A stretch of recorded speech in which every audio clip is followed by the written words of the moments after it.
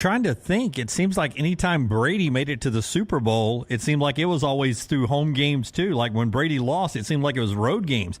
I would imagine the stats show that unless it's Eli Manning, usually home teams do well. But are you worried about these receivers? That seems to be the big takeaway today. They're dropping so many balls in Kansas City. Are you worried about it? Yeah, I think it would be ridiculous for me to say I'm not worried about it. I also sit here and I go, do I think that, because the question is, can they fix their issues? Of course they can. Their issues are they drop the football too much and they have too many penalties. Those are literally fixable. You know, it's not, hey, our quarterback can't throw or we're not talented enough on the offensive line. And so while I'm sitting here and saying like, yes, I'm not going to be the person who goes, not a problem. I do believe that it is something that if paid attention to and focused and really worked on over the next 6-7 weeks and into the playoffs, that won't be the reason why they lose games. And that's happened twice this year now. Game one and obviously last night, drops have been the reason why they lose games. I don't know if I've ever seen a team that was a Super Bowl caliber team not win it because they've dropped the football too much. Now, first for everything, but I'm not banking on that. ESPN's Dan Orlovsky with us, courtesy of MyBookie.ag. Code next round to get that sign-on match of 50% up to $1,000 at MyBookie.ag. As a Dolphins fan and having seen Tua play in this state, I know he's been understandably given the label of injury prone. It is something he's not been able to shake. Do we give that to Joe Burrow yet? Is that something we talk about with Burrow yet? It would be ridiculous not to. It'd be unfair to the people that we have said that about, Tua, Lamar Jackson, that we don't. I love Joe Burrow. No one in the world is a bigger fan than Joe Burrow than I. 2 out of his 4 seasons, he has suffered season-ending injuries, and that's brutal. So, you know, for me, Ryan, it's like, why? Why is it happening? One, I think he's been hit more in his first 4 years than any starting quarterback in the history of the NFL. I think I saw that stat. We all know that his second season, the Super Bowl year, he was hit more than – I think he took more sacks than anybody in the history of the league. Him or David Carr still in that conversation. So have those hits started to like build up? He still gets hit a lot, you know? And so if you look at – I remember having this conversation – about Lamar, and it was how many times he had been hit in like the first 4 or 5 years of his career. And it was something like 1,000 times. And it was comparable to a Cam Newton.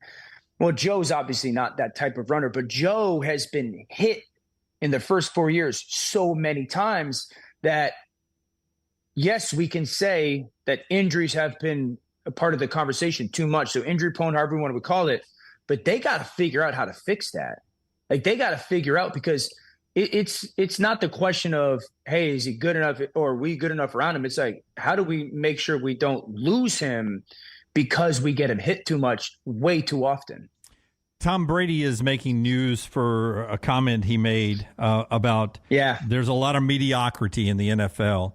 I want to ask you if you agree with it or not. Do you have any advice for Tom as he slips into retirement that maybe he shouldn't criticize the game? That, I mean, this seems like old guy reaction, something I would say about the old golden days of my youth. Execution-wise, he's accurate. Consistency-wise, he's accurate. Talent-wise, that's not the case. There's way more talent. But I totally agree with his point of, you know, in the whys, you know, the rule changes, the emphasis, you know, the commitment to, you know, straining, because the reality was the field when Tom was certainly playing, it was shrunk. You know, we didn't have as many spread formations. It was shrunk down. So the precision was at a primary.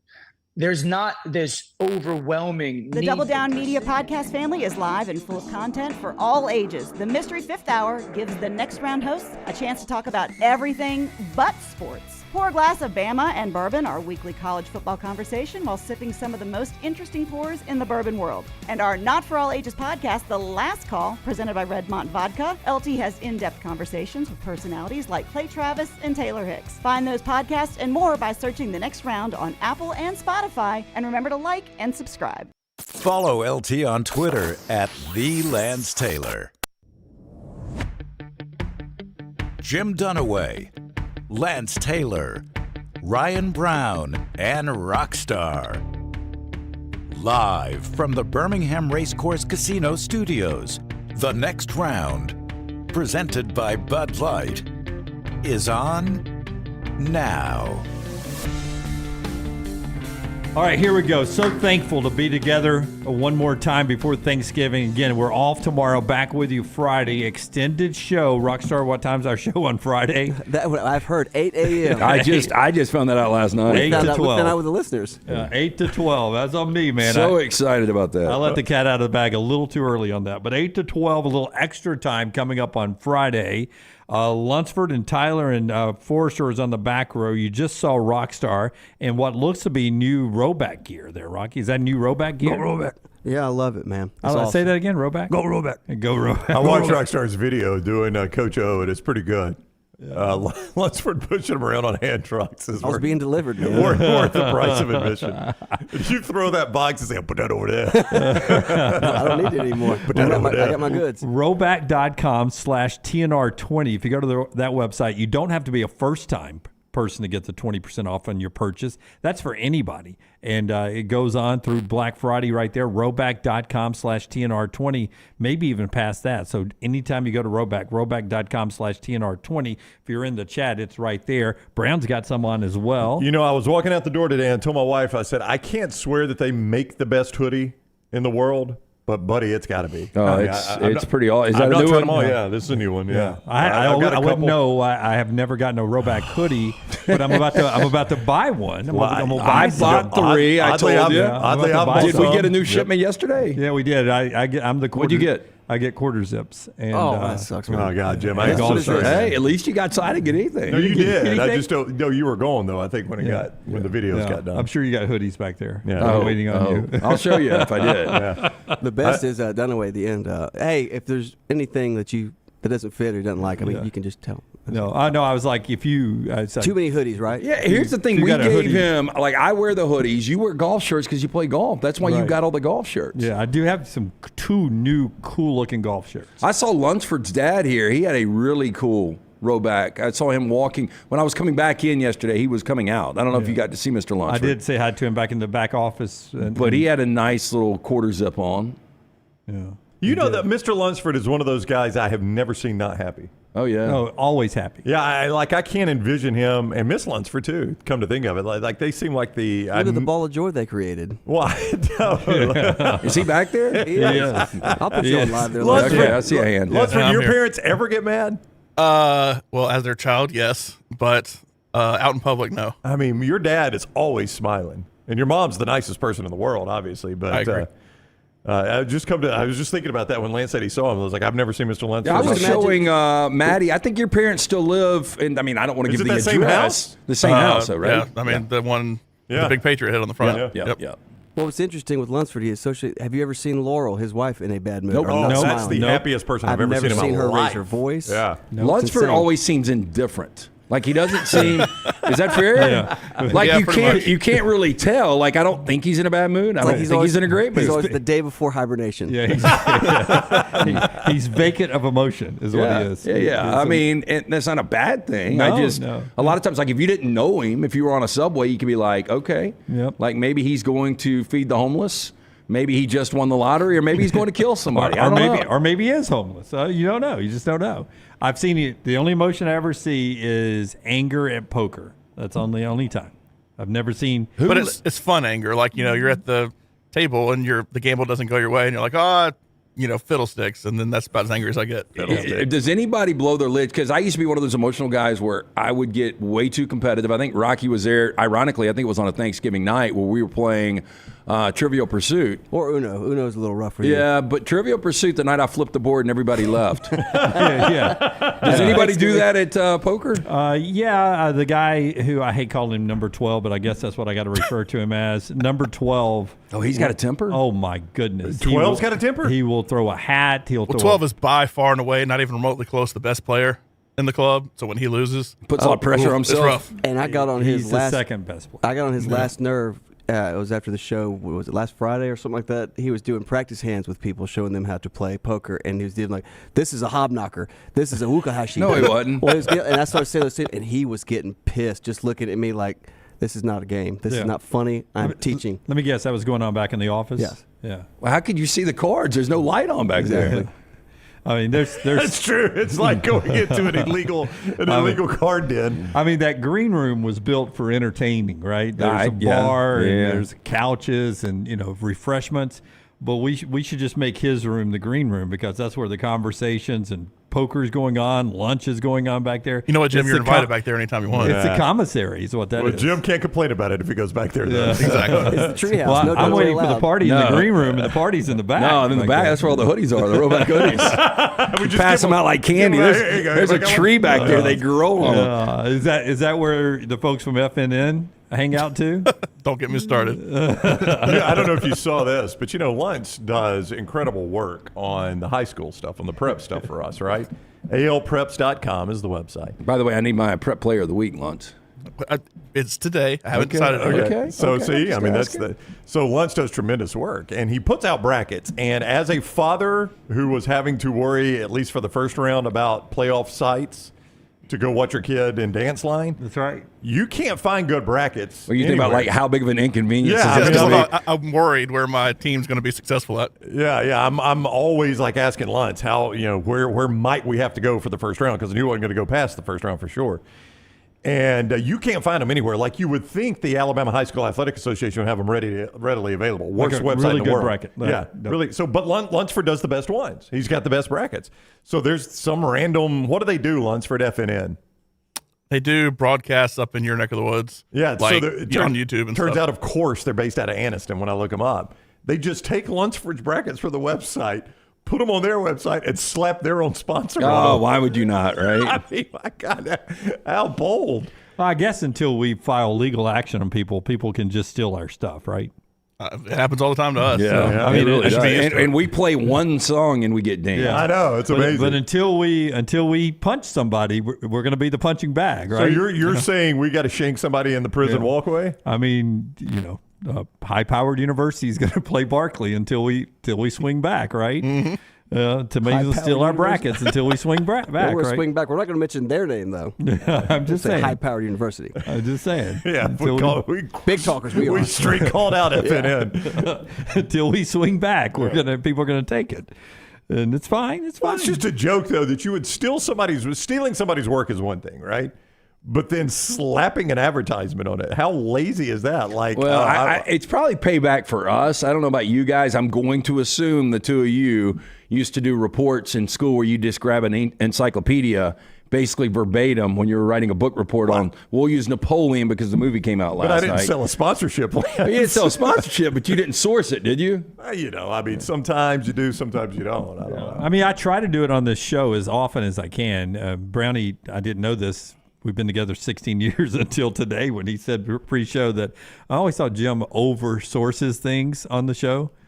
No, you straight up plagiarize. Like the Dan Patrick show when we first started doing this show, I mean, everything we did had like an element, of Dan Patrick. Yeah. But I would say it's best and worst of the weekend, just like they do on Dan Patrick's show. No, what I said was when we first started together, I was telling Scotty this, when we first started together, I thought Dunaway was way over the top on it. But the longer we worked together, the more I realized he was doing it the right way. I actually was a compliment.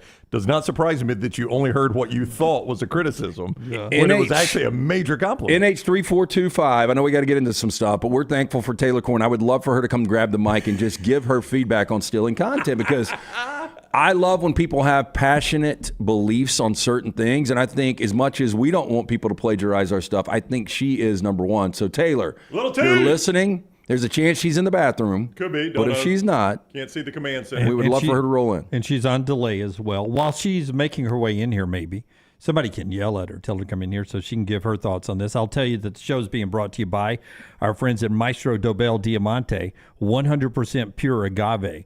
Now, I'm sure there's other people out there who use 100% pure agave, but I'm going to pretend it's Maestro Dobel Diamante only. That's 100% pure agave. Hey, and be unique and take a bottle to Thanksgiving. Like if you're having a Friendsgiving or a Thanksgiving, most people are going to be bringing bourbon. They're going to be bringing the wine. You bring a bottle of Dobel. Yeah. You're going to be the hit. It drinks good around the holiday tables throughout the weekend. It's aged in European oak barrels. Crystal clear. It is Maestro Dobel Diamante, the tequila of choice here. Boy, you look professional behind the board there. Could you punch buttons there? I did one time a few months ago when we were in pinch. I don't know if I remember. I mean, I can punch some buttons. I don't know what they're going to do. I'll tell you, I don't know if we've created the monster. MyBookie.ag's created the monster. Before you get to the content, she showed me an 18 parlay she played last night.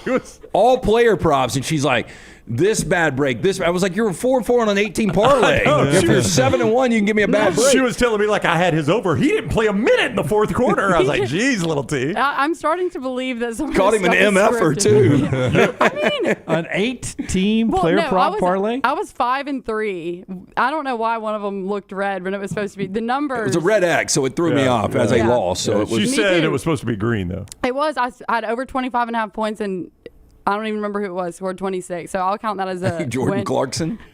No, was that no? You had him on your board. No, I think he's the one that got hurt in the first quarter. I was like, "Are you kidding me?" I about threw my remote at the wall. Do you already have anything bet today? Not yet. No, but she said she's back at the parlay game tonight. She's already told me. I do it every night. I've already got a little 2-teamer ready to go this afternoon. I was telling somebody last night in a little day basketball. I was telling somebody last night that Dunaway lost his Corolla. I was like, he's heading that way. Like, once you've got that personality, it ain't coming back. I've got guardrails up, but I do wake up every morning. I wake up every morning now. This is day one. I'm going to be thankful, just something of gratitude every morning. Okay. So I'm thankful that I didn't win my parlay, I guess. Yeah. So today I woke up. I was just grateful for my health today and to work with you guys. So I brought donuts. I was like, okay. You did? You did. Yeah. A little show of gratitude. Nice. Yeah. Thank you, Jimmy. And the second thing I'm doing every day is I'm sliding in a little MyBookie.ag. Double down on a parlay. Okay, so people. I mean, if we do one thing out of bounds, people jump all over us. But if people plagiarize us, we've been nice about it, and it happens all the time. That is something everyone in here knows good and well that is. I don't get mad often. The things that I get mad about are Auburn losing games and people stealing our stuff. What about when Barkley last year said Alabama's the best team in college basketball? Okay.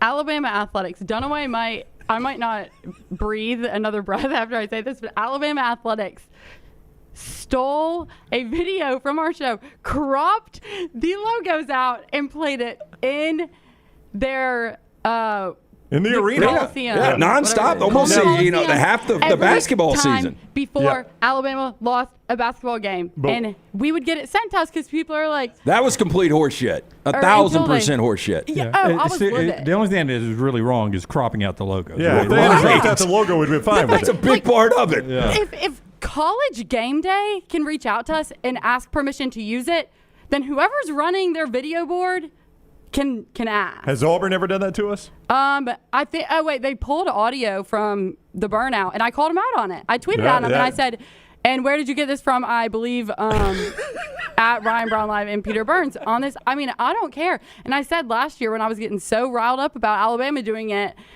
people were like, well, if Auburn does it, you're not going to care. And I was like, watch. I was like, if they take something, I will say, like, that is so frustrating. It is so frustrating. But we're okay. Anybody uses anything, just keep our logos. Yeah, like, if you give credit, That's great, all share we the want. show. You don't even have to ask. Just use it and give us credit. Don't even ask. Just don't crop out the logo. That's all we've ever said. Exactly. And so that's why I got a little fired up on Twitter last night in defense of Lunsford because it's frustrating. Like, he put time into that, and people are like, okay, well, I can just sit in my mom's basement and copy this and slap something over it, and my job will be done. Like, no, that is lazy, and that is piss poor.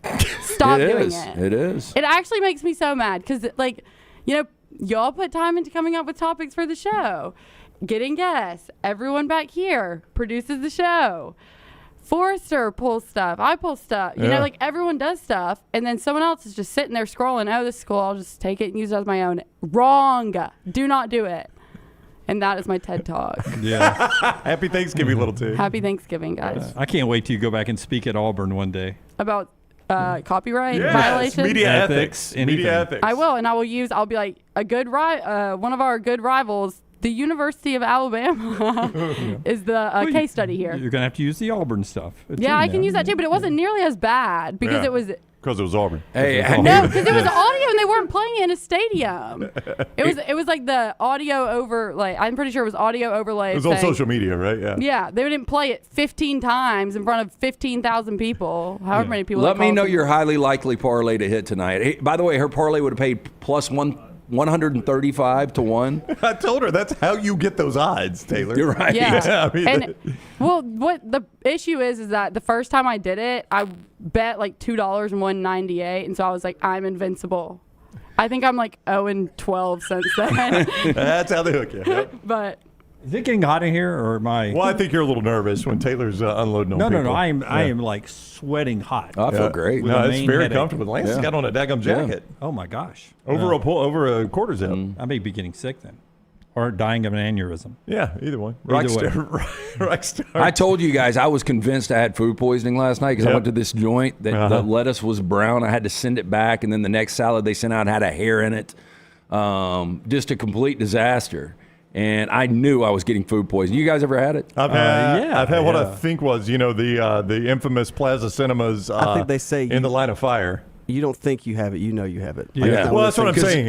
You guys, Ramones, you did a show there on a Friday. We had our Christmas party the night before. I got food poisoning at that, and I missed that Friday show at Ramones, and it was awful. I went to, it wasn't a Thanksgiving, but it was a odd day, and I got some kind of Oriental salad somewhere where it had hot beef on top of a bed of lettuce, a salad, and I took it into NBC 13 to work, and I ate it, and it just wasn't tasting right. But I was like, is that just the salad, the sauce that was with the salad? So I ate the whole thing, obviously, because I'm hungry.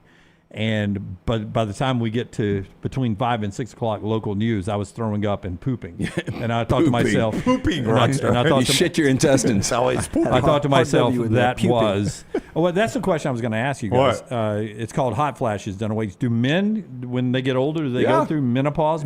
It's obviously different, because the body's a little bit different. But yeah, there's a thing that are my people ovaries call it drying up? I think you need to have a hysterectomy. Are my ovaries dry? You guys remember when I used to be... it is a hot flash right now. I'm going through it. It could be food poisoning. But I remember one time I was calling on this client, and I used to be really persistent, and he wouldn't call me back. So I left a message with his GM, and I said, tell him this is my name. I got food poisoning at his restaurant. And he called you right back. Well, he called back, and he was like, what happened? And I told him, I was like, dude, I just wanted you to call me back. And he was like, we have to call the health department and report that if somebody reports food poisoning. That's I was like, hey, you should have called me back. That's on me about that. Tell us about MyBookie, Brown. Last night, T's favorite website. Auburn's a winner last night over Alabama A&M in basketball. UAB gets a win on the road, 58-57 covering. They were a 1-point underdog when that went off against MTSU. UAB gets the win there. A lot of good basketball last night. Marquette beat Kansas. Number 4 beat number 1. 73-59. A little pushing and shoving in that game. Those coaches do not like each other, by the way. Bill Self and Shaka Smart. But that wasn't even close. They were up 17 in that game, dominated. And Purdue beat Tennessee in a game I won. Yeah, but it was a terrible game. So many fouls. My God, they were calling everything. In the second half. In the first half, they were calling nothing. Yeah. It was drawing blood in the first half. Got chopped up so bad. 71-67. Free throws everywhere. It was hard to watch, but if you had Purdue minus 3.5 like I did down the stretch, they missed 5 of their last 6 free throws when they were trying to give the game away. I thought you said you liked Tennessee on the show yesterday. I did, but then when I went to bed, I was like, 3.5. I'm going to take Purdue. So it ended up being a winner by a half point. All at mybookie.ag. MyBookie.ag, code next round, Jimmy D. If you make a deposit, your initial deposit, they're going to give you a 50% match up to $1,000 if you use code next round. Little T plays those parlays there. You can do that. You can play any of the games, the size, the totals, the player props, all at mybookie.ag. That's when you use code next round at mybookie.ag to get that sign-on bonus. 50% deposit match up to $1,000 at mybookie.ag, code next round. mybookie.ag, code next round. Bet anything, anytime, anywhere with mybookie.ag, code next round. We've already talked to Terrion Arnold. It's on our social media platforms. It'll be up shortly. We talked to him earlier today. Elijah McAllister, Auburn's captain, joins us in the next segment. So we'll continue our Iron Bowl conversations with him. Chris Doring coming up at the top of the hour. A little video. It is rivalry week. Let's go to Columbus, Forrester. The bus. Yeah, let's go to Columbus. Walk us around, if you will, on the campus. Ohio State has sent this out today. And Brownie mentioned this on the show earlier. He was up on the Columbus campus this summer, and you said you noticed this everywhere you went. Yeah, this summer I took the family up, or my wife and my oldest daughter up for a Chris Stapleton and George Strait concert at the Horseshoe. And walking through campus, I noticed, I can't swear it was every M, but you could see the red X's like Scott is showing you, just red tape over the M all over campus. Yeah, so that's not just rivalry week apparently, but it's... Or it gets left over. Yeah, or maybe it's left over. Yeah. But there you go. Every M on campus covered up this week as we get ready for rivalry week. We talk about the rivalry with Auburn and Alabama when we come back with their captain Elijah McAllister. As we get rolling today, the show being brought to you by the official UM of this show, the University of Montevallo, montevallo.edu. Schedule an in-person tour at Montevallo. I'm a proud alum of Montevallo. My daughter is about to be a proud alum of Montevallo as well. You can maybe find a place for your son or daughter at Montevallo, montevallo.edu, montevallo.edu. What's going on? Man's not going to leave the office now. Well, 12 just rolled in a fridge. A pinball machine? A fridge right behind you. Next thing he's going to roll a shitter in there we're never seeing. Sorry, Jim. Tell him about it. Hey, no. I mean, that's the office back there. I didn't know he had. I mean, that's his now, right? Yeah, it is. He's got an office. Yep. Yeah. Number 12 gets an office. One of the first four doesn't. Yeah. Who doesn't have one, Jim? I don't have a desk. You don't have a desk? I don't have a desk. Yeah, I remember when Jim was like, God, I don't need a desk. Yeah. I'll just work it in. It's his God, you're office. essentially in a cage in this place. Really? Do we feed you? Take the shackles off We when we do the with show. a low-back hoodie. Yeah. Good to be 12. It's good to be the University of Montevallo as well. More than 12 scholarship sports. They've got 23 of them, fully funded scholarship sports, all right there at montevallo.edu, montevallo.edu. Find out what Montevallo can do for you today and your son and daughter with an in-person tour at montevallo.edu. Never miss anything Auburn. Watch Village Vice at Wardam Pods on YouTube and listen wherever you get your podcasts. Hey, Lance Taylor from the next round to tell you about our friends at Gutter Cap. Gutter Cap's that patented aluminum cover system that fits over most existing gutters to keep out debris and eliminate that gutter cleaning. It's backed with a lifetime warranty, almost 20-year service record right here in Birmingham. Stay off that dangerous ladder forever. 45% off the retail price now if you call guttercapbirmingham.com. Call my good friend Chris Stewart now, 205-823-2212. Cap it, don't snap it. It's Gutter Cap.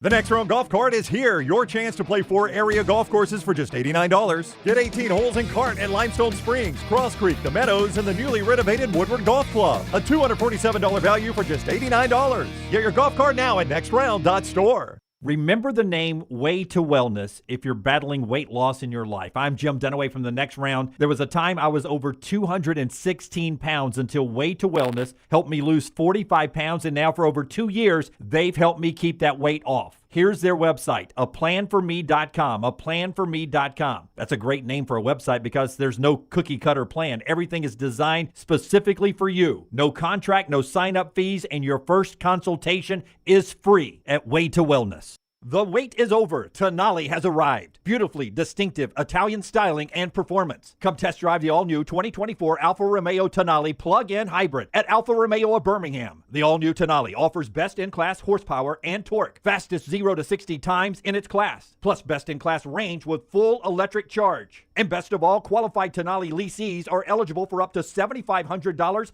EV tax credit factored into your lease. Hurry down to Alfa Romeo of Birmingham and experience the all-new Tonali. Man, I love a good meal. I'm Jim Dunaway. A good meal is what you get with my friend Sterling at Champy's Chicken on Highway 119 in Alabaster. We're talking great southern fried chicken, wonderful sides, hand-cut chicken fingers, po' boys, and those Mississippi Delta recipe tamales. You got a perfect menu for everybody. Champy's Chicken is perfect for watching the big game, or taking a meal to the lake house, down to the coast, or stay in the restaurant and dine in a great atmosphere. It's all made fresh to order right there on 119 in Alabaster, Champy's Chicken. IV therapy, B12 injections, cryotherapy, and compression therapy all under one roof. It's our friends at HydroLive. Mention Next Round at checkout. Save 20% off any service. HydroLive's got 3 locations, Homewood, Tuscaloosa, and coming soon to Greystone. The Next Round Golf Cart is here. Your chance to play 4 area golf courses for just $89. Get 18 holes of golf and cart at Limestone Springs, Cross Creek, The Meadows, and the newly renovated Woodward Golf Club. That's a value of $247 for just $89. Or get the Next Round Deluxe Golf Cart for just $119. It gets you all 4 courses with cart, plus an exclusive Next Round Golf t-shirt, koozie, golf tees, and a sticker. There are no restrictions. The cart is good through September 2024. Get your golf cart now at nextround.store.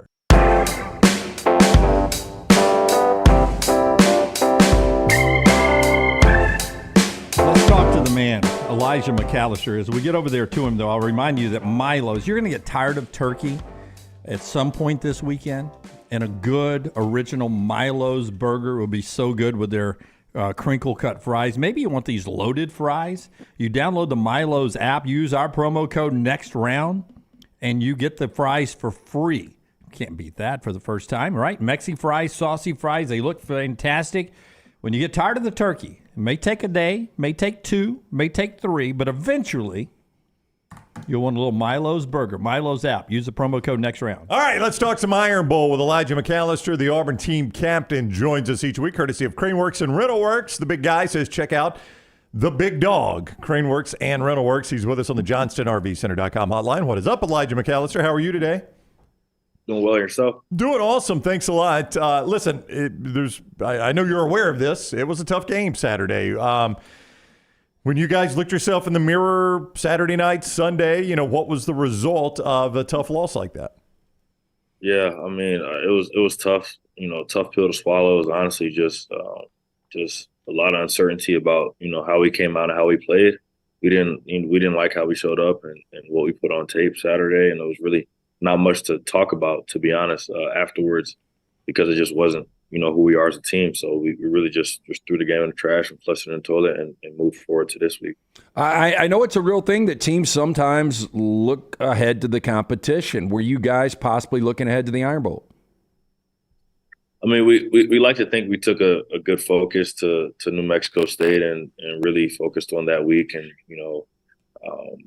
had all our energy and focus to that game. But I feel like, in a way, we did a good job of that preparing throughout the weekend and showed up on Saturday, looking to take the win. And they had a good game plan. It just honestly just didn't, we just didn't show up. Like, I don't even know how to explain it. And it's tough to kind of put into words, to be honest, because we watched the tape and just wasn't, reflective of what we've been throughout the week or throughout the year. Excuse me. I'm really good at only remembering certain things in my life and blocking the rest of them out. And I think you guys will be able to do that this week. I don't think the results last week at all impact this week's results. You've played the sport for a long time. Do you also think that's true, that last Saturday is last Saturday? This Saturday is totally something different? Yeah, and we say it all the time. It's a week-to-week league. You see, a ton of teams beating each other and winning and losing, depending on their competition, based off how they show up that Saturday. So, I mean, it could have been easy to make assumptions about how we were going to play last week based off how we played the week before. And, that obviously wasn't the case. So we're not going to do that from how we played last week and take it into this week. We're not going to make any assumptions about how we're going to play based on what we, put on tape last week. We're going to take it as a new week and a special week, specifically because of who we're playing, and we're going to, put our best foot forward. He is Elijah McAllister, the Auburn team captain. I'm going to ask you about a myth in football in a second, and it is related to what happened Saturday, but it's just a general myth in football. Elijah joins us courtesy of Craneworks and Rentalworks. The big guy says check out the big dog, Craneworks and Rentalworks. I have had many college football and NFL players dispel this myth, but it always comes up in situations like this. They were already practicing for Alabama. How often in your entire career have you ever practiced for a team that you're not playing in a game week? In other words, you're practicing for the next week already. Yeah, it all is at coach's discretion, but it's funny enough, a lot of teams run similar things. So you can implement different concepts and different personnel groupings and different formation and different plays for a team that, can follow weeks ahead for a team that week because everybody runs similar things, they dress it up differently. So from a player standpoint, we don't really know, what's different. It's like, oh, this team could do this and they could do that. But in reality, you'd be like, hey, I've seen this formation, this play before. Like it's something that, could show up a week later or a couple weeks later. So Barrett Jones, I don't know if you know Barrett, he played at Alabama, and he kind of opened our eyes to this when he's like, the reason this is a myth is 1 week is ample time to prepare for an opponent. Like you can do absolutely everything you need in 1 week, and in fact, if you drag it on more than a week, a lot of times it's detrimental. You will lose focus on it.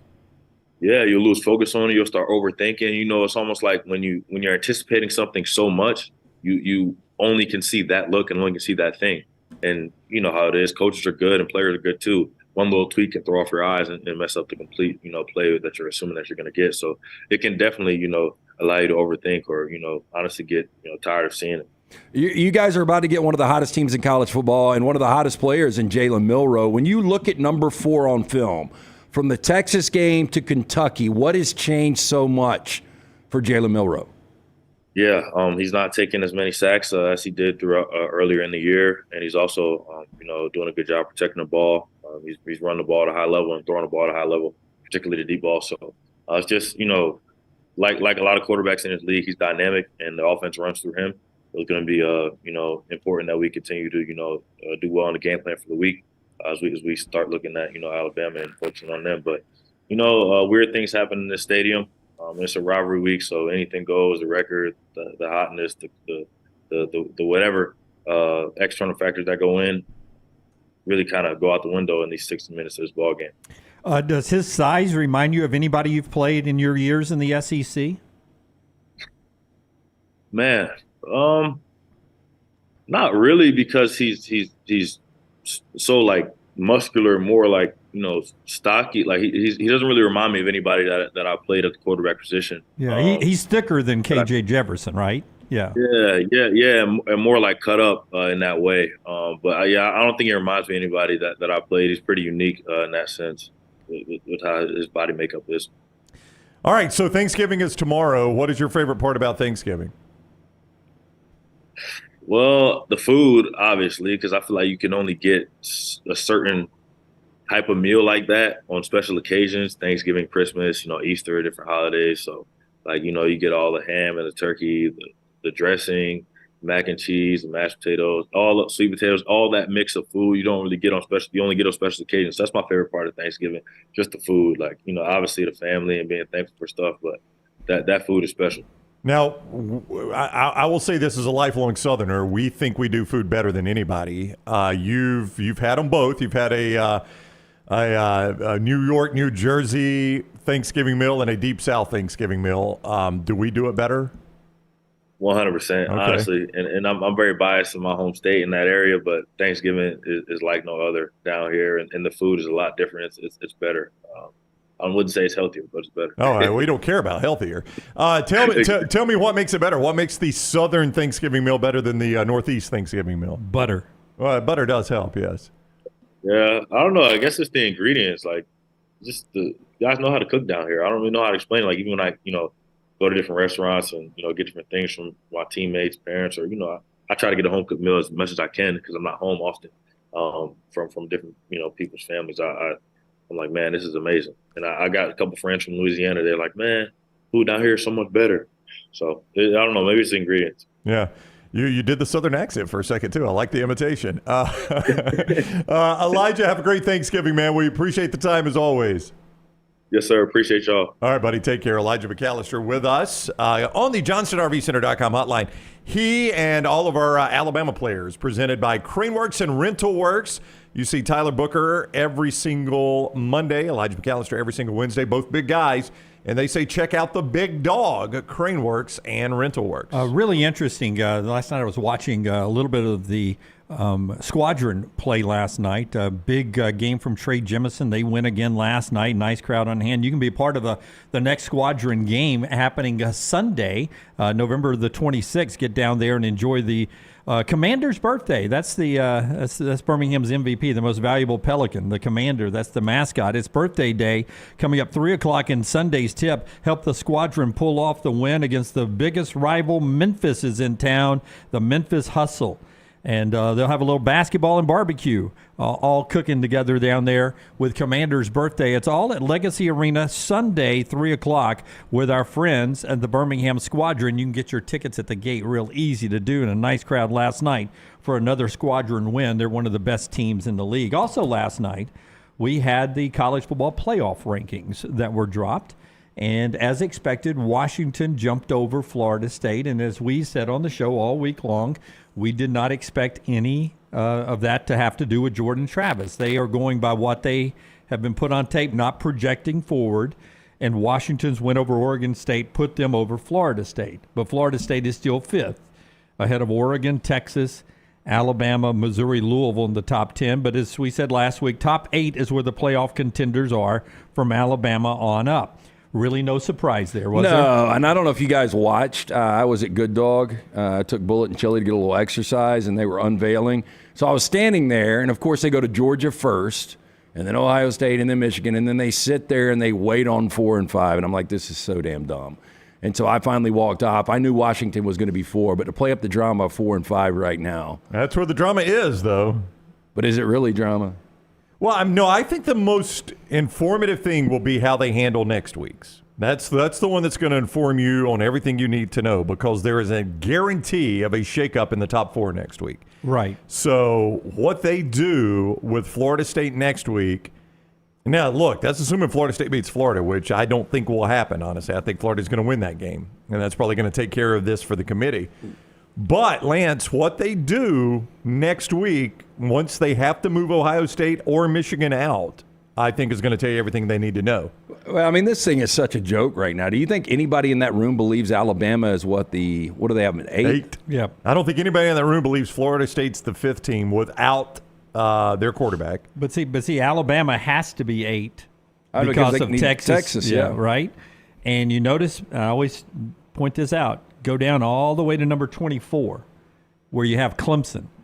Whose best win is Florida Clemson. State. Florida State, yeah, that's their best win. But even more important to that for Alabama is go all the way down to 21. Tennessee can't do anything to get out of this top 25. They have left Tennessee in. And that's important for Alabama. No, yes, yeah. It is. Yeah. Week on week. Tennessee. I mean, Tennessee has been run out of the stadium in 2 consecutive games, and still is in this poll. So 14 and 24, LSU and Clemson are Florida State's big wins. Did they play NC State, who popped in as well at 22? Did Florida State? Yeah. I don't think so. You don't think so? Mm-mm. Okay. I didn't know if that was a ACC prop up there for Florida State. They have not played NC State. Louisville did. Yeah. Okay. And lost to tight game. Yeah, 13-10 loss. Yeah. I mean, there is a nightmare scenario for the ACC, which is obviously, well, there's a couple of them. Number one is Florida State loses. I mean, that's their nightmare scenario to Florida. But I'm with Lance. The more I simmer on this, the more I think Kentucky might beat Louisville. And Florida State needs any help they can get. And Louisville dropping after a loss to Kentucky. Yeah, I think for Alabama fans, obviously Washington, the Michigan-Ohio State winner. But outside of that, Texas is going to be a problem with the head-to-head. I think Alabama ultimately will jump, even if Oregon beats an undefeated Washington and Florida State. Well, here's the thing. The reason I said there'll be intrigue next week is you got to move Ohio State or Michigan out, right? Okay, so that's going to open up a spot in the top 4. I say you have to. You don't have to. You don't have to, but they will. They've shown that I think they'll do that. That's going to open up a spot in the top 4. Oregon plays Oregon State, who is 16. If Oregon beats Oregon State, you can make a case for Oregon jumping Florida State. If Florida State, even if they beat Florida and they just look so-so with Rodemaker. Yeah, well, how they look is going to be important there. But on the Michigan-Ohio State game, I don't think you have to even – if Ohio State beats Michigan, I'm not even sure you even have to move Michigan. Well, then you've pretty much put them in the playoffs. I think at that the point. trickier thing is if Michigan wins a 3-point overtime game, then what do you do with Ohio State at 2? You can't drop Ohio State from 2 to 8. Yeah, but my question is, we're always going the 4 best teams, and you losing if Michigan loses to the number 2 team in the country, do they really drop? Are we going to drop them down to 6? I think they'll drop them behind Alabama. Yeah, they're going to get punished because it's Michigan. Well, no. I just think because you got to remember the way this committee is thinking is that takes Michigan off our board, or that takes Ohio State off our board. So let's get them behind the teams we're considering to still be in the playoffs, and those are Alabama, Texas, Oregon, Florida State. So you move Michigan behind all those teams. Yeah, but this is dumb if you're looking for the top 4 teams. Again, I still don't know if we know who the top 4 teams are. Yeah, so we got to let these things play out. If we were doing this show in Omaha, Nebraska, right, I would be nobody we cover immediately right here in our area would be on that board. And I would look at that and I'd say, well, if Michigan lost to Ohio State, why am I dropping them behind Alabama when Alabama lost to number 7 Texas? What's the difference? And Oregon lost to number 4 Washington. At that point, the best loss is Michigan to Ohio State. There is no difference, but I can tell you that the difference in their mind is the losses later in the season. It matters when you lose to this committee. Yeah, I'm going to go on and tell you guys, if Alabama wins out, the biggest controversy is going to be Georgia not getting in this thing. Yeah, and that's a great point. At that point, by far, there is no way that you can tell me Georgia's not one of the 4 best teams in college football. You can't do it. You cannot do it. Yeah, and you can't punish that team for one loss to the hottest team in football if, in fact, they lose to Alabama. I must have watched a different unveiling. It was long and drawn out. I watched it last night solely to see what they did with Florida State. I was just curious about that, and then I came back and watched Boo Corrigan get interviewed by Reese to see how he answered those questions. But then I saw on Twitter, like, the committee's telling you Alabama's not getting in. I'm like, what did y'all watch? I mean, Alabama is in this thing if they win out, guys. They're going to have beaten the number 1. Did you hear how they talked about Georgia? They're going to have beaten that team if they're in this discussion. They are in this thing. They'll jump whoever they need to jump, I promise you. The Texas is the problem for Alabama because of the head-to-head, and Texas almost feels like they're bracketed with Alabama right now. Yeah. If you put Alabama in, you got to put Texas in. Yeah, and I don't know if that's true. And there's really not room for 2. I don't know if that's true. Yeah, I don't know if that's true. I mean, I hate to tell the people in Texas. I know they're a big brand, but my opinion is, this is just my opinion. We all got them. We all got them. You know what they're like. Is Alabama beating number 1 Georgia will trump Texas beating Alabama head-to-head. I can't argue. I'm not saying you should or shouldn't, Lance. I'm just telling you, I think that's what it would be. Yeah, that is the only really tricky decision, and what you do with Georgia. Philip writes in, one of our longtime listeners, and he believes that the Pac-12 will actually be penalized or will pay by delegitimizing themselves by breaking up. The committee owes nothing to a conference that will not even be together next year. So there's no power broker inside the room there. You mean for the Big 12 or the Pac-12 or both? For the Pac-12. Yeah, okay. There's no power broker really in that room because the Pac-12 is falling apart. Now you've got... That's what I've always thought. Yeah, me too. But you've got the Big 10 and the SEC, and some of the parts we're talking about are about to be Big 10 or SEC parts, Texas, Washington, Oregon. And I would assume for one more year that the power brokers in college football would be lobbying for the teams that are currently in their conference. Well, I would imagine if this is the way it works, if there is a quote-unquote Big Ten power broker in the room, he's fighting harder for both Ohio State and Michigan than he is for Washington. Yeah, or Oregon. I would imagine the SEC power brokers who they're talking to, if they're lobbying people in that room, are saying Georgia, Alabama, Alabama beats Georgia. Texas. Yep. And the Pac-12 power brokers are Washington State and Oregon State. I guarantee you they want one of these teams in because they're going to need any kind of cash they can grab. They control the checkbook. It's the old, do I cut off my nose to spite my face? I'll take the money. I'd rather fight against them, but I need the money. Our friends at Bromberg's bringing you our college football playoff discussion there. Taylor's got the 12-team bracket worked up. We'll show you that later in the show. A great place to check out Black Friday sale is at Bromberg's. 2 great locations. They are your dime, especially if you think about popping the question this holiday season. Go see them at Bromberg's, Mountain Brook, also the Summit locations. You can shop for that incredible selection right now. Don't forget about the Black Friday special that's going to be going on at both two locations. Nothing like giving or getting that silver box. For more information and to check out their incredible inventory, go to Brombergs.com. And remember, Alabama Power's new mobile app has put the power in your hands. Now you can be the first to know when your payment's due or when the power's about to come back on after a storm. Download the mobile app by searching Alabama Power in your app store or visit alabamapower.com/mobile app, alabamapower.com/mobile app. Follow The Next Round on Twitter, Instagram, and Facebook at Next Round Live. Tom Luganville here for Jack's Western and Outdoor Wear. For great holiday shopping for the whole family, this place is a must. Jack's carries all the name brands in boots, hats, and apparel, including the Kimes Ranch brand, as seen on Yellowstone. You might not look like Kevin Costner, but you can dress like him. Jack's also has the only Ariat shop within a shop in the state of Alabama.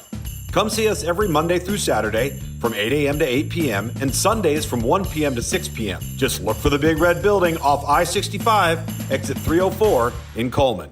A legendary coach once said, "It's not the will to win that matters, it's the will to prepare to win." Bryant bankers have the dedication and experience to put together a financial game plan that's right for you. Stop by one of the 7 Central Alabama locations today or give them a call at 1-855-4-BRYANT to begin preparing for your financial future today. You'll find out what unbeatable service and legendary results are all about. Bryant Bank, Equal Housing Lender, member FDIC. This holiday season, give yourself the gift of peace of mind with a credit card from Legacy Credit Union. Why risk shopping with cash when you can enjoy the safety and convenience of shopping with their contactless credit card? With a Legacy credit card, you can enjoy incredible perks like rates as low as 8.9% APR, no annual fees, and no balance transfer fees. But that's not all. Earn fantastic rewards for travel and merchandise through Scoreboard Rewards. Apply online today at LegacyCreditUnion.com to make your holiday shopping not just safer, but smarter. APR and annual percentage rate. Certain restrictions may apply. Subject to approval. Federally insured by the NCUA. Hey, Lance Taylor from The Next Round to tell you about one of our favorite places for breakfast, lunch, and dinner. That is Hamburger Heaven since 1982. Hamburger Heaven has been serving Birmingham's best hamburgers, cheeseburgers, French fries, hand-spun milkshakes, and sandwiches made fresh to order. All of their ingredients are fresh and prepared daily. This includes their beef, always fresh, never frozen, hand-pattied each and every day. For breakfast, lunch, or dinner, visit any of the 4 locations, Highway 280, Irondale, Gardendale, and Homewood.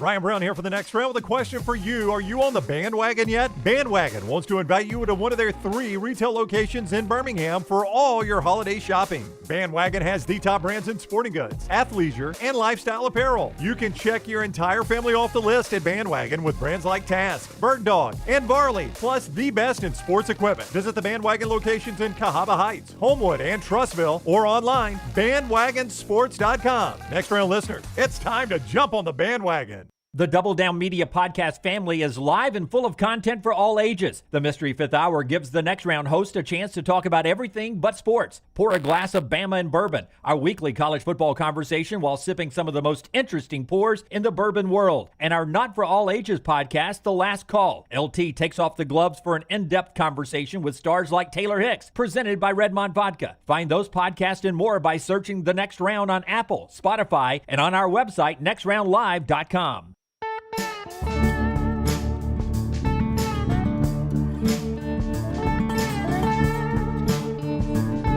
Back with you on The Next Round. You'll hear from Terrion Arnold in just a second. He is part of our NIL deal with our friends at Craneworks. We talked with him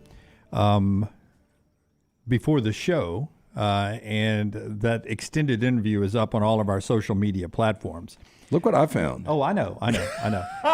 Literally the only thing I said to Kelsey, who does a wonderful job. Yeah, she's the best, really. Yeah, she really is. Oh, it smells good, brand new, fresh out of the bag. I was like, got a tag on it still. I just want to show him it's new. I was like, last time I didn't get a hoodie. I don't really love quarter zips. If I can just get a hoodie. You do love quarter zips. I do not.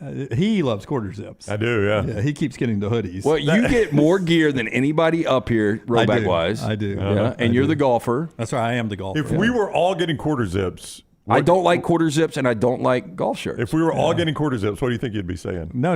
The hoodie covers up my large gut. Oh, nice. Oh. Tyler, is that a hoodie, Tyler? No, it's a crew neck. That's a crew neck. It's a good looking shirt, though. I'm not a big crew neck guy because I have long neck and a big head. Yeah. Tyler, what size is your crew neck? Large. You working a trade? Well, I might. You want a hoodie? Just because I don't want to sit here with brown, same color. You want to switch? I love that you're going to give Tyler a hoodie. Tyler, you good? He's literally sitting right there. No, at this point, I don't even want one. I'm buying my own. Okay. I'm buying my own. I've put off my purchase. I've had $300 ready to buy Roback hoodies for 3 weeks, but we knew this shipment was coming in, so I was going to wait so I'd see what color my hoodie was. So I didn't buy the same hoodie. Right? Guess what? Not a problem. And it ended up not being a problem. I could have bought my hoodies earlier because I didn't get a hoodie. Well, I've got so many hoodies. I gave Tyler. Exactly. You just gave one away. Exactly.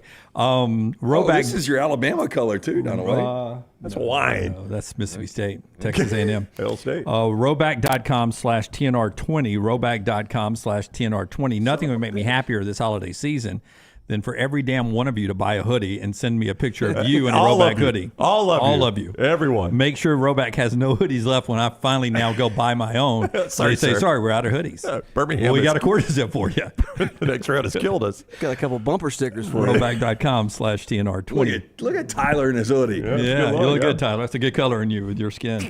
The show brought to you by our friends at Dr. B. With your skin. What a dick. I am convinced if it wasn't for Dr. B, I would already be shaving my head much like Dunaway. When I started to know I was going a little thin up here, I asked around. Dr. Beckenstein is the name everybody mentioned. I went to see Dr. B. Since that moment, my hair has more than doubled in thickness. I do that non-invasive treatment on the couch 3 times a week. That's it. T3hair.net for more information. And Dr. B also offers that Sensus Transdermal Infuser. This enables Dr. B to get various medicines and therapies into the scalp where the hair follicles are without using any injections.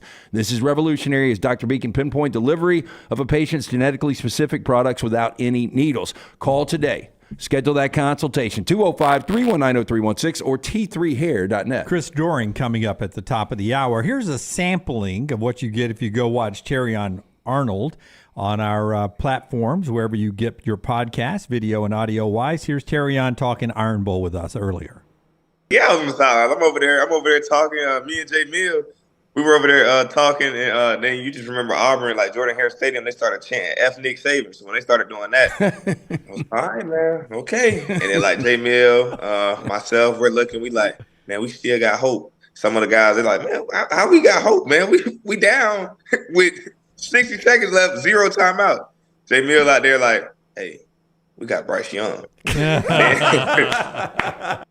Yeah, that's earlier on the show. Get that podcast. I love his eyes when he said they started saying F Nick Saban. He's like, all right, here we go. Now you can find out what Terrion Arnold was, where he was, and what he was eating when the when the kick six happened, and other comments for the Iron Bowl and getting ready for Thanksgiving weekend. That is on all your platforms right there. More college football news as we get ready for the Egg Bowl tomorrow. Ole Miss, a 10-point favorite as they go to Starkville. 9-2 Ole Miss, 5-6 Mississippi State. That seems like a skinny number for the team that Mississippi State puts out there. Yeah, I thought the same. This was a game Ole Miss lost last year on their home field. Unfortunately, the final game we ever saw Mike Leach coach, it was a win for State, and a lot of people pointed at the fact that Lane Kiffin had spent a lot of time talking potentially behind the scenes about the Auburn job. It was unfocused. It had bled over to his team. I don't know, Lance. It looked that way in the second half. That was a disengaged team. You almost feel like it's the exact opposite now this year, that Ole Miss has all the momentum. Everything is rolling well for them right now, and State is the wounded animal. Yeah, and you just wonder how different Mississippi State would be if it wasn't for the passing of Mike Leach. A healthy Will Rogers and Mike Leach on that sideline, I think this team's night and day. Yeah. But that's not what they are. And now they're without a coach. Don't you feel like Kiffin, given the opportunity, will do everything he can tomorrow night to run the score up? To try to run it up. These have been good games. 4 of the last 6 have come down to a final possession. It just feels like Ole Miss is so much better than this Mississippi State team. And I just think you're not going to face this coach again, Jim. Yeah. I got news yesterday that my trip to Mentone for Thanksgiving tomorrow. Usually I make it back home just in time for the kick of the Egg Bowl. That's right. We've delayed the dinner now to where we're not going to eat till around 5 o'clock. So I probably won't even get a chance to see the Egg Bowl tomorrow. And Lane Kiffin. Hey, isn't it cool? You finally get a Thanksgiving dinner. You don't have the late lunch. It's a dinner. We've answered the question, does Jim's family watch the Mystery Fifth Hour? And that was the ultimate way of stabbing it right there. Here's Lane Kiffin, courtesy of Ole Miss Athletics, talking about a trip to Starkville and the Cowbells. Have you guys been preparing for that loud cowbell noise that you're going to hear all night on Thursday? We have. We've played it on the loudspeakers, very loud, during the practice the whole time, which is annoying. But I could use a history lesson of why that's not disallowed. I've been in other conferences, other places where there were noisemakers that fans had, and they got rid of them. Well, they were told that you can continue to use them if you ring responsibly.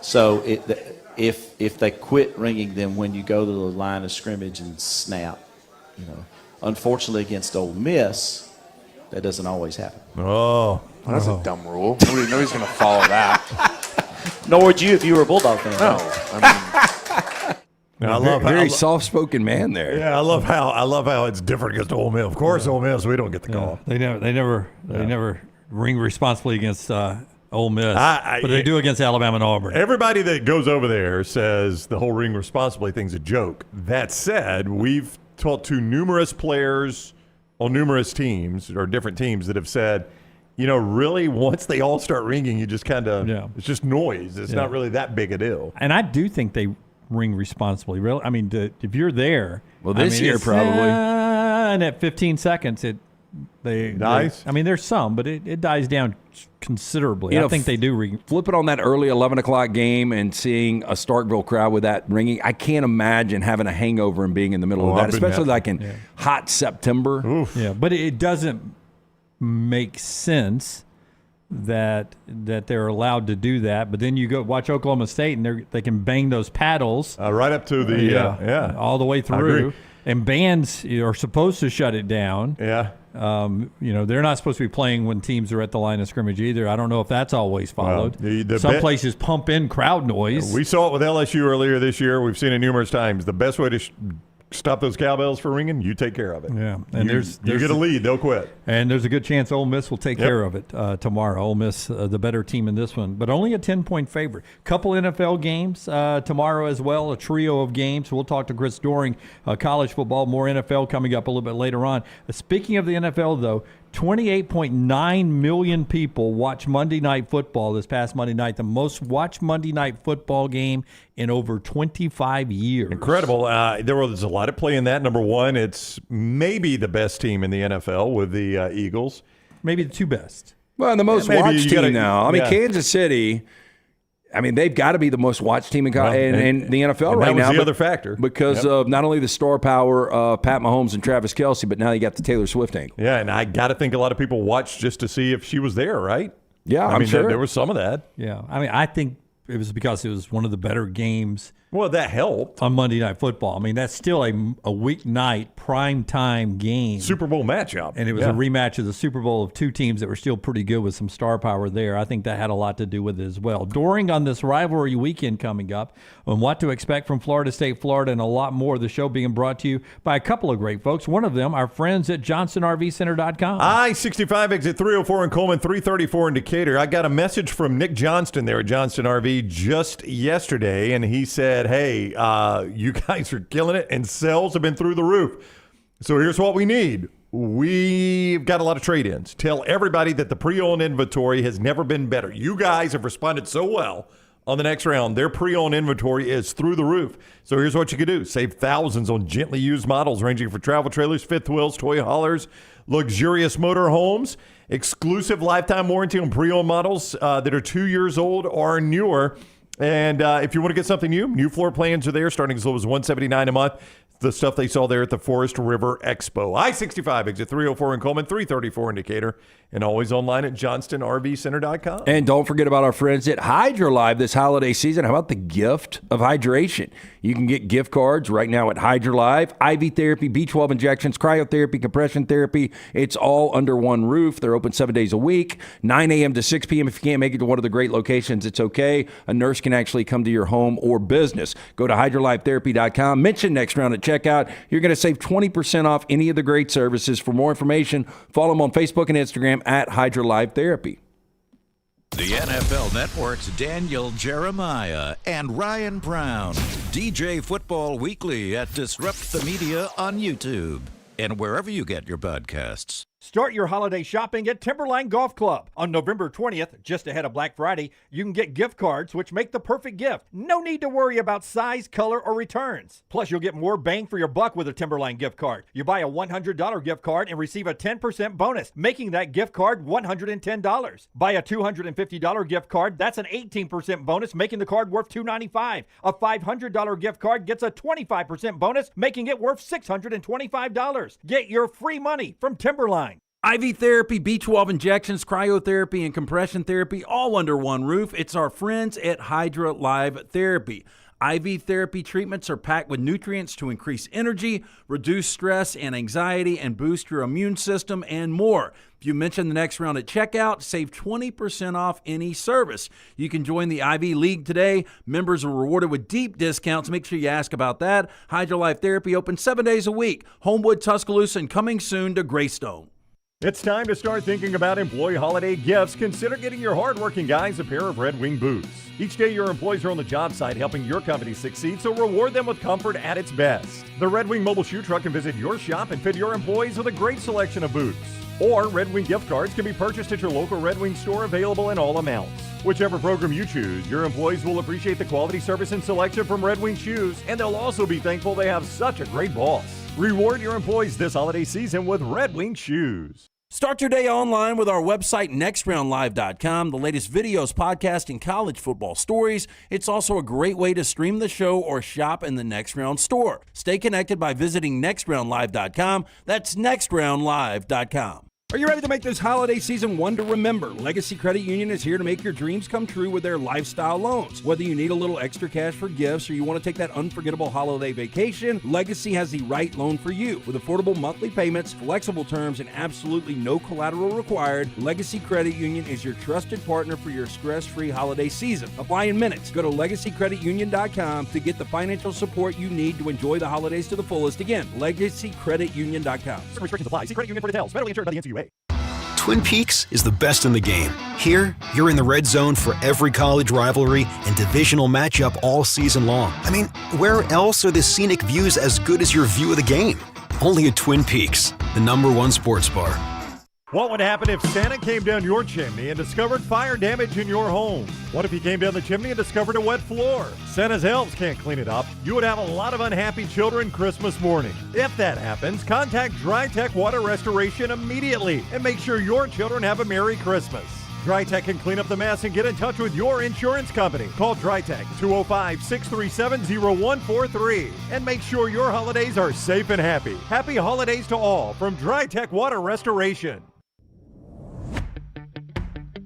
Jim Dunaway, Lance Taylor, Ryan Brown, and Rockstar. Live from the Birmingham Racecourse Casino Studios, The Next Round, presented by Bud Light, is on now. A lot of good college basketball today. First day without football in over 50 days. But it's all back tomorrow, and it goes with a rivalry weekend from the Egg Bowl to the Iron Bowl, Farmageddon, the big game in Ann Arbor, and that little game in the swamp, Florida State and Florida, that everyone will be watching to see what Florida State looks like now. We'll talk a lot of SEC and college football with Chris Doring, SEC Network analyst, former Florida great, with us now on the JohnstonRVCenter.com hotline. What is up, Chris? How are you? Hey, I'm doing well. Good morning, guys. Happy Thanksgiving to y'all. Yeah, you too, buddy. We appreciate you joining us on what I'm sure is a busy week for you leading up to Thanksgiving. Let's start with the game there with your former team, Florida. Max Brown brings what to the table for the Gators? We got backup quarterback versus backup quarterback in a game that could shake up the college football rankings. Yeah, it's crazy because I actually thought, I felt good about Florida winning this game prior to the injuries of both starting quarterbacks. Now it kind of throws that into a little bit of upheaval. Neither defense really has an idea of what the other offense is going to look like. So I think as it relates to Max Brown and what he brings, he brings a little bit more athleticism than what Graham Mertz does. I think you'll see a lot of zone read stuff. I think you'll see a lot of boots and nakeds. I don't expect them to have him dropping back in the pocket, throwing the football 30 times from the pocket. But I do think you see a guy in that fourth quarter that's incredibly athletic and puts a strain on the defense. So I will imagine have to throw the ball and hit some shots against one-on-one coverage. I expect Florida State to load the box and try to force him to beat him throwing the football. But I was very impressed with his preparedness and the confidence that he had and the leadership they showed when he got in the ball game there late in the third against Missouri.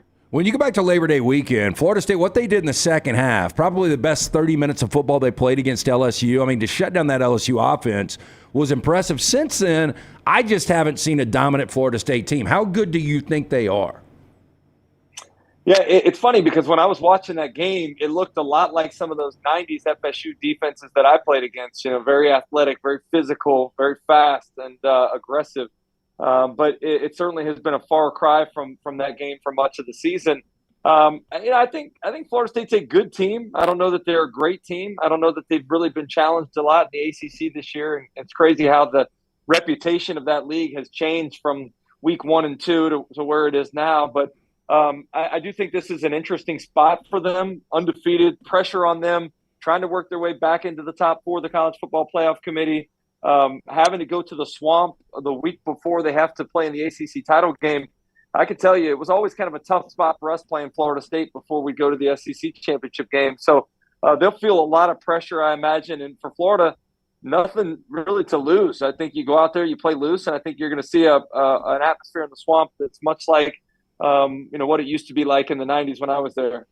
Are you surprised that we're this late in the season with such a logjam at the top for 4 spots in the college football playoffs? I am. I mean, traditionally we would have had much more clarity by now.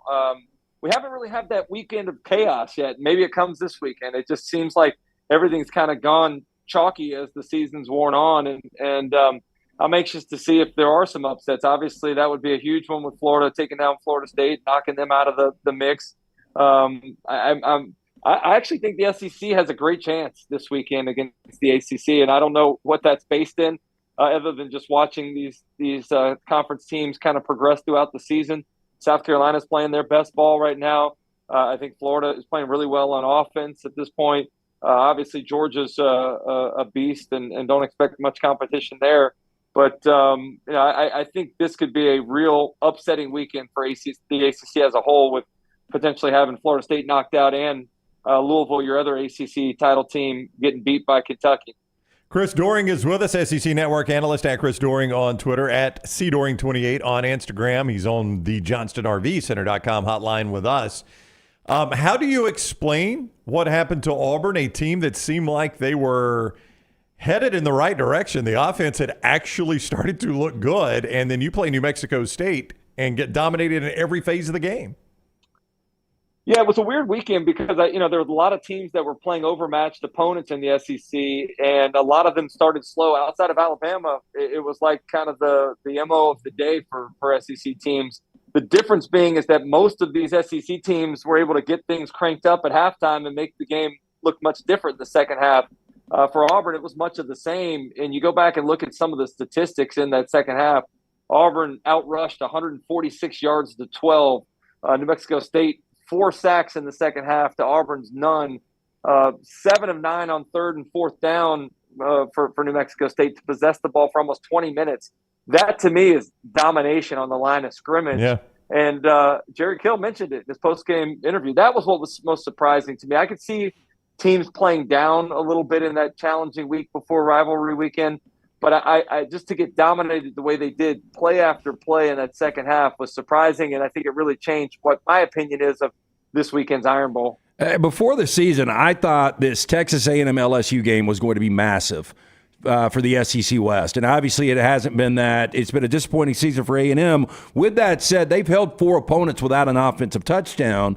Now you get Jaden Daniels. First, let me ask you, is Jaden Daniels the best player in college football? And do you have any problem with voting Jaden Daniels winning a Heisman with 3 losses? No, I have no problem with that. He is number 1 on my list. He's been number 1 on my list dating back to late September and early October. You just all you got to do is turn the tape on. He's playing at a different speed than everybody else is on the defense. He makes really good defensive players look like middle schoolers, and he's got a great feel for the passing game. I don't know about you guys. I can't remember the last time a team had 3 100-yard receivers in the same game, which is exactly what Kyron Lacy, Brian Thomas Jr., and Malik Neighbors did on Saturday. So he can beat you in a number of different ways, but I feel like he's playing his best right now. So whether you're looking at the most outstanding player, the most valuable player, because you look at that record, 3 losses, I think without him, they probably have 5 or 6 losses to this point in the season. So I think every criteria you talk about, it leads me back to him being number 1. I've got Bo Nix at 2 and Michael Penix Jr. at 3. And then the argument that Marvin Harrison Jr. should be in the mix. Like, I love Marvin Harrison Jr. I played with his father. I think highly of his game. But his season pales in comparison to what Malik Neighbors has done. I think Malik Neighbors deserves more Heisman talk than what Marvin Harrison Jr. does. Yeah, I agree with you about that. The numbers just aren't the same there. I got to ask you, I don't think Alabama can get Georgia in the SEC championship. But if they did, are we really going to do this playoff without Georgia? You're going to tell me that they're not one of the 4 best teams in the country? Yeah, it's hard to imagine that, but I think that would be the reality that we'd be facing. Unfortunately, there were a lot of people that didn't really think highly of Georgia's schedule. I think that the dynamics of the schedule changed over the last month with teams like Missouri and Ole Miss and Tennessee being maybe better than people thought. But I don't. The Big Ten is a joke. I've said it a lot. Like they play one game a year. If you're Ohio State or Michigan, you play one game at the end of the year to determine whether you go to the college football playoffs. I don't even want to hear an argument about the loser of that game and a close one having an argument to get into the college football playoffs. I think with the way that the pre-conference season went for the SEC, I think it probably is going to be the reality that the SEC only gets one in, but there could be some chaos that happens. We talked about hadn't really had much yet. Maybe this is the weekend, and if so, maybe that lends itself to a 2-team SEC representation if Georgia were to lose the conference title game. Can you tell me about the photo over your left shoulder? You are catching a pass. It appears it's for the Steelers. It appears against the 49ers. Who is in coverage there? I don't know who was in coverage. He may have got cut the next day, but I'm not sure. That was Monday Night Football at Candlestick back in the day. And one of my favorite pictures. That was a 3rd and 10 completion from Tommy Maddox, hit me down the right sideline there. So that was one of the favorite moments on Monday Night Football. So watching my Rams and Dodgers play an old Candlestick, I remember the wind swirls. Do you remember what time of year that was and what the weather was like? Yeah, it's funny you mentioned that because it's colder when you go there in the summer than when you go there in the fall. Like I want to say this was maybe October, but one of the most cold games I've ever been a part of, I think, was a preseason game in that stadium back when I was with the Jets. And you talk about having to bundle up. It's so weird doing that in the month of August, but I guess that's the reality of San Francisco weather, particularly there on the Bay. That, as a Steelers player, like watching Steelers road games, it is insane to me how many Steelers fans are at road games. And I hear Mike Tomlin, like every postgame he's on the road, he's like, our Steeler fans are out there, man. We felt it. We know you're there. I mean, it's insane when you guys went on the road. It was one of the most fun things to go on the road and see more Steelers representation than the home team. I think there's a handful of teams that are like that. Green Bay's like that. I think this weekend I went to a Carolina Cowboys game up in Charlotte, and I was like, Cowboys fans must have been 75% of the attendance that day. So it's there are a couple teams like that hit the road hard, but Pittsburgh fans are the best. All right, he is Chris Doring, at Chris Doring on Twitter, CDoring28 on Instagram. If you want to follow him on both those platforms and see him on the SEC Network. Happy Thanksgiving, Chris. Thank you very much for the time.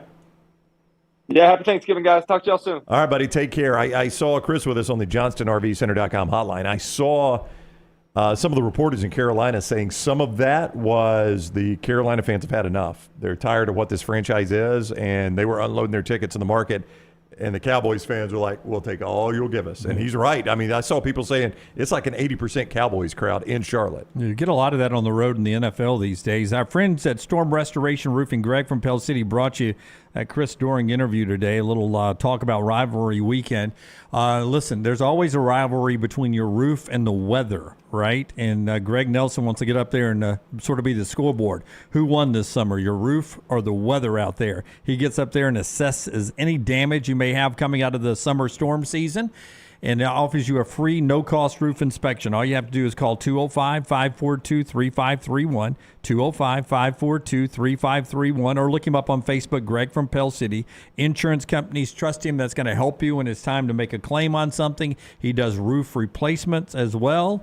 And he also will tell you, hey, your roof's fine. You don't need anything. And that's what makes Greg the best in the business. Storm Restoration Roofing, Greg from Pell City on Facebook as well. A couple of things going on. We'll get to our 4 downs. LT's got that for us in our next segment. Sneaky good game still to come today. But you can go back and listen to Elijah McAllister, Terrion Arnold, Jalen Milroad, Tyler Booker, all on our podcast, wherever you get the show podcasting and stuff. Netflix is going to have a balloon tomorrow in the Macy's Day Parade. Leo is one of their animated series that's coming. We've come a long way in balloons. By the way, Leo done by Adam Sandler, so I'm sure it'll be garbage. Okay. We come a long way in balloons. Right. This thing's been going on for over 100 years, the Macy's Parade now, 100 years of the Macy's Parade. Snoopy's been there for a long, long time. Rockstar's going to scroll through some of these. Ice skates on. Yeah. From CNN. Look at all the ropes Snoopy's got. Yeah, look at all carrying those things. Look how bad the balloons were back in the day. That's a scary one in the 20s right there. Is that a nutcracker? It's supposed to be, maybe. He's the inspector. What the hell's the inspector? Oh, it looks like something from the claymation stuff. Oh, wow. That's 1920s, man. Yeah, that's the 20s. Wow. I mean, that's like a centipede just moving down the It's called street. Old Man Dragon. Old Man Dragon. Get you kids. There's Tin Man. Wow. Over there. Hey, he's showing his junk. Tin Man's doing a little dance. He's in a two-headed thing with a mace. Yeah. We've come a long way with these balloons. Look how bad Mickey Mouse looked back in the day. Oh, my gosh. Hey, and Roll Damn Tide over there. Is that guy having to blow it up, Rockstar? Blow the trunk, man. You got to. We can blow up these balloons. They got a little better in the 40s. Uncle Sam, of course. It's a scary. Well, 40s, we're coming off the war there in some of these, I'm sure. Bad Santa. That is a bad Santa. The 50s. The space age is coming. Oh, Mighty Mouse. I used to love Mighty Mouse. Did you really? Yes. I watched a little Mighty Mouse when I was a kid. How big's that damn horse, Rockstar? The policeman is riding. No, hey, bigger. Look at the camel sign. Down in, the next one down down. low, Yeah. Oh, yeah. Yeah, we'd sell some cigarettes back in the 60s, wouldn't we? We did back in the day. Yeah. We had no problem to do that. Superman. Superman needs way to wellness. What was that moose? I used to like that moose. Guy's got it. Bullwinkle. Bullwinkle. Yeah. I mean, what is Superman doing? Yeah, that's like Luganbill on steroids. Skinny Duck over there flying through there. Donald. Yeah. I turned it on in the background. There's Kermit. Yeah, Pat Mahomes. Mickey Mouse peeping Tom. Yeah, just around the corner. It is a good photo, though. She's got her bra off. Is that what you said? Oh, it's weird forced perception. Forced perception. That kid looks as big as Bullwinkle. Yeah. It was a big thing in the 70s. Here comes the mighty 80s. Oh, Betty Boop. And the Pink Panther. Snoopy's still hanging around, man. I liked Woody Woodpecker, too, when I was a kid. I hated Woody Woodpecker. Did you really? Yeah. He was loud. Yeah. He was. Garfunkel. Garfield. Garfield. Just no Finkel or Garfield. What did I call it? Garfunkel. I don't know what that is. Spider-Man's got a weird pose right there. Spider-Man's taking a dive, He's man. coming after you. Bart Simpson got a balloon? Well, heck yeah. Bart Simpson's a big deal. How about that? Look at old little Bill. Is that little Bill Cosby? I hope not. Yeah. Take the drink. We all drink on Thanksgiving. Big Bird. Charlie Brown there. So Macy's rolls again tomorrow. Oh, that's scary. 2010. That's the panda. Yeah. Yeah. I don't know what that one is. Black and white clown. Again, that's one of those things I'll have on at the house, but don't really care about it. Yeah. It's just on. As a kid, I did like it. Yeah. Yeah, I watched a little bit as a kid. See the history of the balloons there at CNN, where we got those pictures from our friends at CNN. The part I hate is when they do like the Broadway shows, like the stars of the Broadway show, Hello Dolly, now are going to sing their signature song. surprising, though. I mean, it's an advertisement, but for the first time ever, Pillsbury Doughboy is a balloon this year. That seems like that would have been automatic for years. I would have thought we'd have seen that in the 30s or 40s. Yeah, Pillsbury Doughboy will have one. So, and there's some NFT one. Is NFT still a thing? There's an NFT balloon for the first time tomorrow. I love that. Those were some of the best days when Lunsford and Brown were explaining us NFTs. I gave up. That, and then I want to talk a little Bitcoin. Oh, please. Yeah, please. How is Bitcoin doing? Last I, Lunsford would probably tell you better. Last I checked, Lunsford was knocking on the door of 40,000, wasn't it? Yeah. It's a scam, though, right? It's 36.5 right now. Yeah. It's 36.5. It's not a scam. It's just some people have used it to scam. Well, people use cash to scam people. So it's 36.5. We can get it to 40 if you get 7 friends to join. Is that the way it works? The problem is all of these sites that are using crypto to their advantage are scams. Yeah. Crypto itself is not a scam. Yeah, I will tell you that when people scam people, they quickly turn money into crypto, and that way they can't be traced. Oh, you're right. People do that. It's being used for evil, Rockstar. Let's just. Tom Brady had to pay for it, didn't he? Yeah, a lot of And Larry people David. have. Yeah. All right, so there we'll get back into sports and the rivalry weekend. LT's got our 4 downs coming up. The show being brought to you by a couple of great folks, including our friends at Hemp Hill. LT, tell us about Hemp Hill. Yeah, this fall, make sure your unit ready to keep up with this changing weather. Really simple. Call the guys at Hemp Hill Services, Adam, Chad, Andrew, 205-229-2090. Tell them the next round sent you. They're going to hook you up with a $69 fall tune-up. For all of your plumbing, heating, and cooling needs, call Hemp Hill Services. Hard to stop a train, 205-229-2090 or hemphillservices.com. And if you're an Alabama and Auburn fan heading to the rivalry game, do it in the best gear, or if you just want to stuff the packages under the tree with Alabama and Auburn gear, you use our friends at the Pants Store. Pantstore.com, wherever you're watching us, it's your game day headquarters for all your great game day polos, hats, and quarter zips, and the famous name brands like Gentile, Cutter and Buck, Antigua, Elephant Head, and Taylor and Mick. Ladies gear as well. Pantstore.com, or 6 locations: Auburn, Crestline, Hoover, Huntsville, Leeds, and Tuscaloosa. Follow LT on Twitter at @TheLanceTaylor. This hour brought to you by Jack's Western and Outdoor Wear, the perfect place for all your holiday shopping. We are easy to find just off of I-65, exit 304 in Coleman. Just look for the big red building. Things fall apart. There's even a book about it, but that doesn't mean you have to break the bank to fix them. Ryan Brown here for the next round. Our friends at Mortgage Right have a new renovation option that will make repairs and other home improvements easy. If you've recently purchased a home and find yourself short on cash, or you're looking to buy a fixer-upper, Mortgage Right's renovation loan program can help you spruce up your space. Repairs can be made to your roof, plumbing, flooring, and more with the help of top-notch mortgage professionals. So get your fix by visiting mortgageright.com/TNR. And MLS 2239, Equal Housing Lender. The Birmingham Racecourse Casino's 7 days of giveaways is going on now. The more you visit, the more chances you have to win. We're giving away $125,000 in free play and cash. That's right, Birmingham Racecourse Casino is giving away $125,000 in free play and cash. Play the latest, most exciting games around with fun bonuses and big jackpots. There's always more ways to win at Birmingham Racecourse Casino off I-459, exit 31, Derby Parkway. Must be 21 or older, must be present to win. What would happen if Santa came down your chimney and discovered fire damage in your home? What if he came down the chimney and discovered a wet floor? Santa's elves can't clean it up. You would have a lot of unhappy children Christmas morning. If that happens, contact DryTech Water Restoration immediately and make sure your children have a Merry Christmas. DryTech can clean up the mess and get in touch with your insurance company. Call DryTech 205-637-0143 and make sure your holidays are safe and happy. Happy holidays to all from DryTech Water Restoration. The wait is over. Tonali has arrived. Beautifully distinctive Italian styling and performance. Come test drive the all-new 2024 Alfa Romeo Tonali plug-in hybrid at Alfa Romeo of Birmingham. The all-new Tonali offers best-in-class horsepower and torque, fastest 0 to 60 times in its class, plus best-in-class range with full electric charge. And best of all, qualified Tonali leasees are eligible for up to $7,500 EV tax credit factored into your lease. Hurry down to Alfa Romeo of Birmingham and experience the all-new Tonali. This holiday season, give yourself the gift of peace of mind with a credit card from Legacy Credit Union. Why risk shopping with cash when you can enjoy the safety and convenience of shopping with their contactless credit card? With a Legacy credit card, you can enjoy incredible perks like rates as low as 8.9% APR, no annual fees, and no balance transfer fees. But that's not all. Earn fantastic rewards for travel and merchandise through Scoreboard Rewards. Apply online today at LegacyCreditUnion.com to make your holiday shopping not just safer, but smarter. APR, annual percentage rate. Certain restrictions may apply. Subject to approval. Federally insured by the NCUA. Want more of the show? Download the app or visit nextroundlive.com for the latest podcast, The Mystery Fifth Hour, our Not For All Ages podcast, The Last Call, and the entire Double Down Media podcast family. All at nextroundlive.com and on the Next Round app.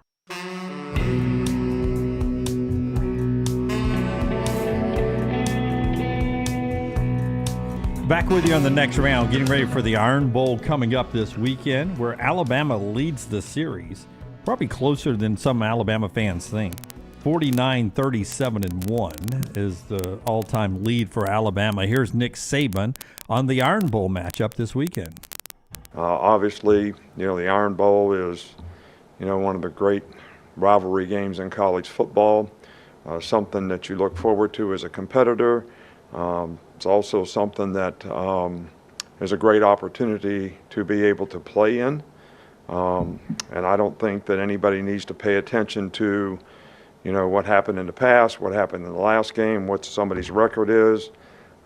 Anytime you play in a rivalry game, it's going to be a highly competitive, tough, very physical game, and that's what everybody needs to get ready for.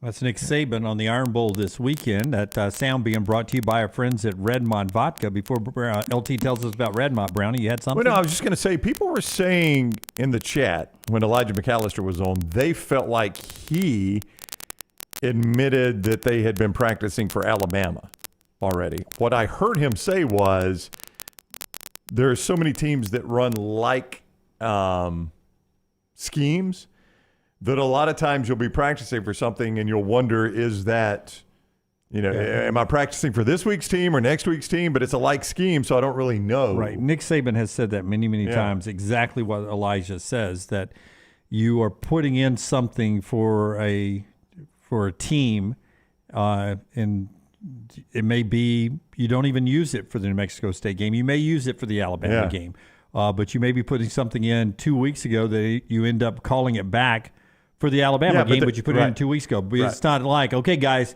today we're working on Alabama. That's right, and that was the purpose of my question, is people will say, oh, they worked on Alabama all week. I don't think there's that's not even remotely true that Hugh Freeze would walk in and say, guys, New Mexico State doesn't matter. We're on to Alabama. Let's do 2 weeks on Alabama. And as Elijah said, which numerous players have said, that actually probably would work against you if you did that. But I do think the players are probably looking at it. That I don't doubt. Yeah. The show being brought to you by our friends at Redmont. Redmont Vodka. Hey, tomorrow morning you get up. How about a little screwdriver, a little Bloody Mary? Maybe I had a buddy, I told you a couple of weeks ago, did the mimosa with a shot of vodka in it. Make sure it's Redmont Vodka, locally owned and operated. Charles Barkley, one of the great faces behind it. Ask for it by name at your local bar or restaurant. If they don't have it, tell them to get it. It's gluten-free. It's 8 times distilled. It is Redmont Vodka. I made a Redmont vodka last night, a little Redmont orange juice. I know it's a morning drink, but I had one last night after dinner. And I sat down and watched a documentary. It's been out for a while. Today is 60 years since JFK was assassinated. Yeah. 60 years. And it was JFK, One Day in America, from National Geographic. And they really don't show a lot of... was that on Thanksgiving week in 63? I think it was a week before. Yeah. It was a little later Thanksgiving that year. Yeah. But they were touring Dallas, but it showed a lot of video that I had never seen before. Not of the actual shooting of Kennedy, but the lead up. Right. And then the Oswald part, and then part 3 was all the funerals and stuff around the country. And it was all video. Some, media coverage, some from people who were in the crowds. They've just put together, these 2 British producers put together this amazing videos of like the Kennedys on yachts before they went down to Dallas. They were on a yacht. That's how the whole documentary opens up. It was fascinating to watch, like at the breakfast the morning of the shooting, where Mrs. Kennedy had not planned on going there, and the crowd, there was like over 2,000 people in the ballroom, and most of them were there because they'd never seen the First Lady, and she was sort of the superstar. They wanted to see her, and you could tell people were a little, Kennedy wasn't very popular in Texas. You could tell the crowd was a little restless because Mrs. Kennedy wasn't there, and a lot of the people wanted to see Mrs. Kennedy. So he told the Secret Service person to call up to the room and tell her to come to this breakfast. And her Secret Service person says, we're not planning on coming to breakfast. She's going to go do this. And he's like, you misunderstood what I said. The president said, get her down here. And so she comes walking in late for the breakfast, wild standing ovation. Wow. And then just changed the whole mood. And he joked about. Is that why she killed him? No. See, you think that, don't you? I really don't What's know. crazy to think about that day is we were on tour. We went to Dealey Plaza and everything. It's crazy with the people that just run across the street and take Stop pictures traffic. and huge traffic. But the fact that LBJ was sworn in on Air Force One with Jackie O, blood all over, and Kennedy's body in the plane. Yeah. And it's just so incredible to think. I think there's a photograph of it, him being sworn in. Yeah, and she insisted on leaving the dress on and reportedly said, I want the world to see what they did to my husband. I want them to see what they've done. Or I want them to see, maybe not the world. I Wasn't want them me. to see what they've done to my husband. Wasn't me. I want them to see what they've done. I mean, Rockstar, you've been to Dealey Plaza. Do you believe Oswald acted alone? I do. Well, you believe Oswald did it? Well, there's so I many do too. conspiracies, but I was 11/22/63 is a Stephen King book. It's a fictionalized version of the Kennedy assassination. It is one of my favorite books. It's very long. It's like 1,200 pages, but it is not a scary book. It is so good. I suggest anybody to read it. 11/22/63. Or you can see the miniseries on Hulu. The miniseries is good, but the book is so much better because there's a lot more details that they put in that's not in the series. And King's such a great writer, but all the conspiracy theories, I don't know. They were going up. It's a slight incline, is it not? No, it's they're going downhill. They're going downhill. Yeah. So yeah, I believe it. But it's for me on the video, you think it's just this straight. It's a lot smaller than you think. Oh, that's the thing. Dealey Plaza is way smaller than the video You makes think it it's look. just a flat road, but I was like, I didn't know they were going down. They're going down under a bridge. But that bridge, which is where the shooter was. How did they not check out all the warehouses and empty buildings? Well, We because didn't have it a lot was of security back then. It was a setup, Lance. That's why. No, I know that, but I'm just saying that's why I believe. So you believe it was a setup? Oh, 100%. If Oswald was even involved, he didn't act by himself. Yeah, JFK was definitely murdered. Yeah, I mean, I hate it, but it's 100%. There's film of Yeah, it. that was What? There's film of it. Boom! I mean, I don't see how you can stand at Dealey Plaza and think Oswald A, acted alone, or B, even had anything to do with it. Well, I trust our government. No, I trust the Secret Service. That's what this whole documentary is: the survivors and two Secret Service people that were assigned to Mrs. Kennedy, and the one guy who's breathing through oxygen. He said he had a weird feeling, and he climbed up onto the back of the car and was holding on to. They have stands and handles where the Secret Service can, even at high speeds, hold on, and he was up on the back bumper there is when it happened. And he heard the shot, and he saw the president in her lap, and he said you could tell he wasn't going to survive. Oh, yeah, Basically, yeah. Brain his head matter. is laid open. Yeah. But the thing is, like, what I think conspiracy guy that we had, Matt, cousin brother Matt, something you do see in the film is that if you're the driver of that car, do you not start speeding up on that first shot? Like, we got to go. He doesn't even speed up. No. He's still, like, you got Secret Service just running along with the. It's just crazy. In fact, there are some people who believe they actually slowed down as they came around the turn and started down the hill. That the motorcade actually slowed down. Do you believe in our judicial system? I think it's the best in the world. I would agree with that. Do we That's a make weird answer. mistakes? Yeah. No, No, I'm it just is. saying, look, we didn't do a good job of protecting Lee Harvey. Jack Ruby walked straight up to him and shot him. Yeah, out in the public. No, Lance, in the basement of the police headquarters. Yeah, but guy walks right into the police But headquarters. he's a police officer, though, right? No, Jack Ruby was a nightclub owner. Yeah, he was like Oh, a I strip thought club. I always thought he was like part of the sheriff's department. No, guy walks in. He might have had that on his tag. He had a cowboy hat on. You could he did have a cowboy hat on. You could argue the most important criminal in the entire world at that moment, right? Oh yeah. And everybody wants to know. Yeah, why did you do it? How'd you perpetrate this? Guy walks in the police headquarters with a gun, walks right up to him, shoots him at point blank range. Look at this.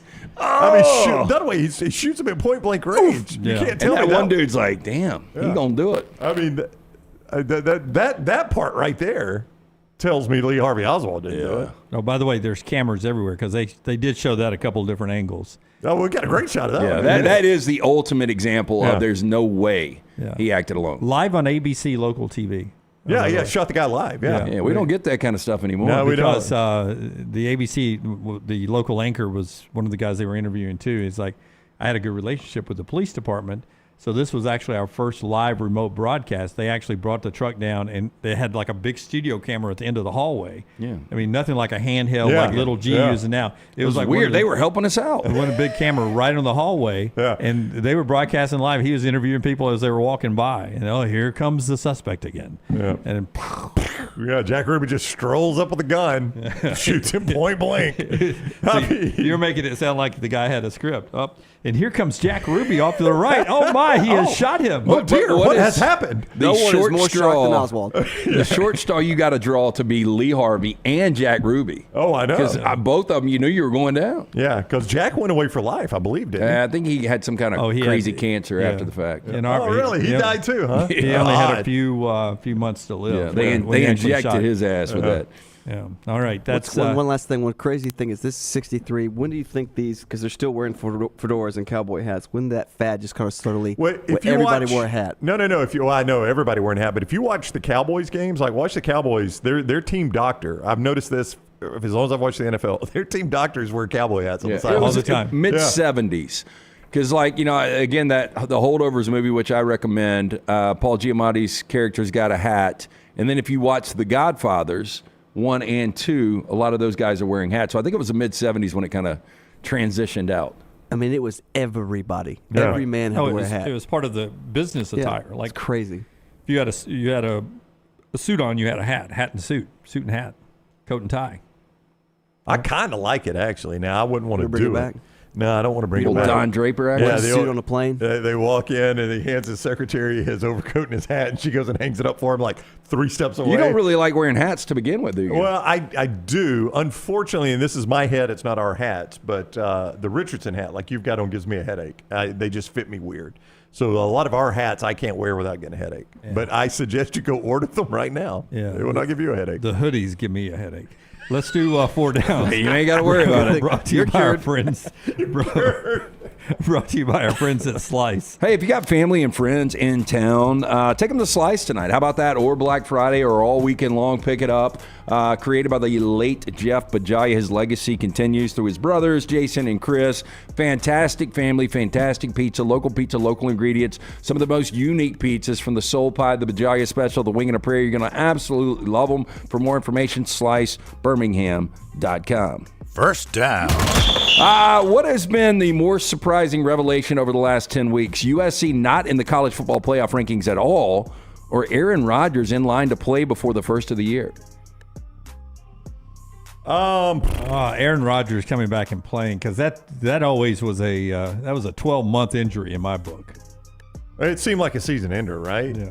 Bare minimum. Well, I mean, look, Cam Rising tore everything, but that guy is going to be 2 years before he plays. Yeah, but the Achilles for me always was, there was never he's back in this many weeks, this many months. It was always, for me, it was like, if that happened on July 17th, expect him back next July, right? If it happened in September, expect him back next September. So when are they saying he could possibly be back? He can start December 24th. December 24th. That's the week after they played the Dolphins. I assumed it was going to be when they played the Dolphins next.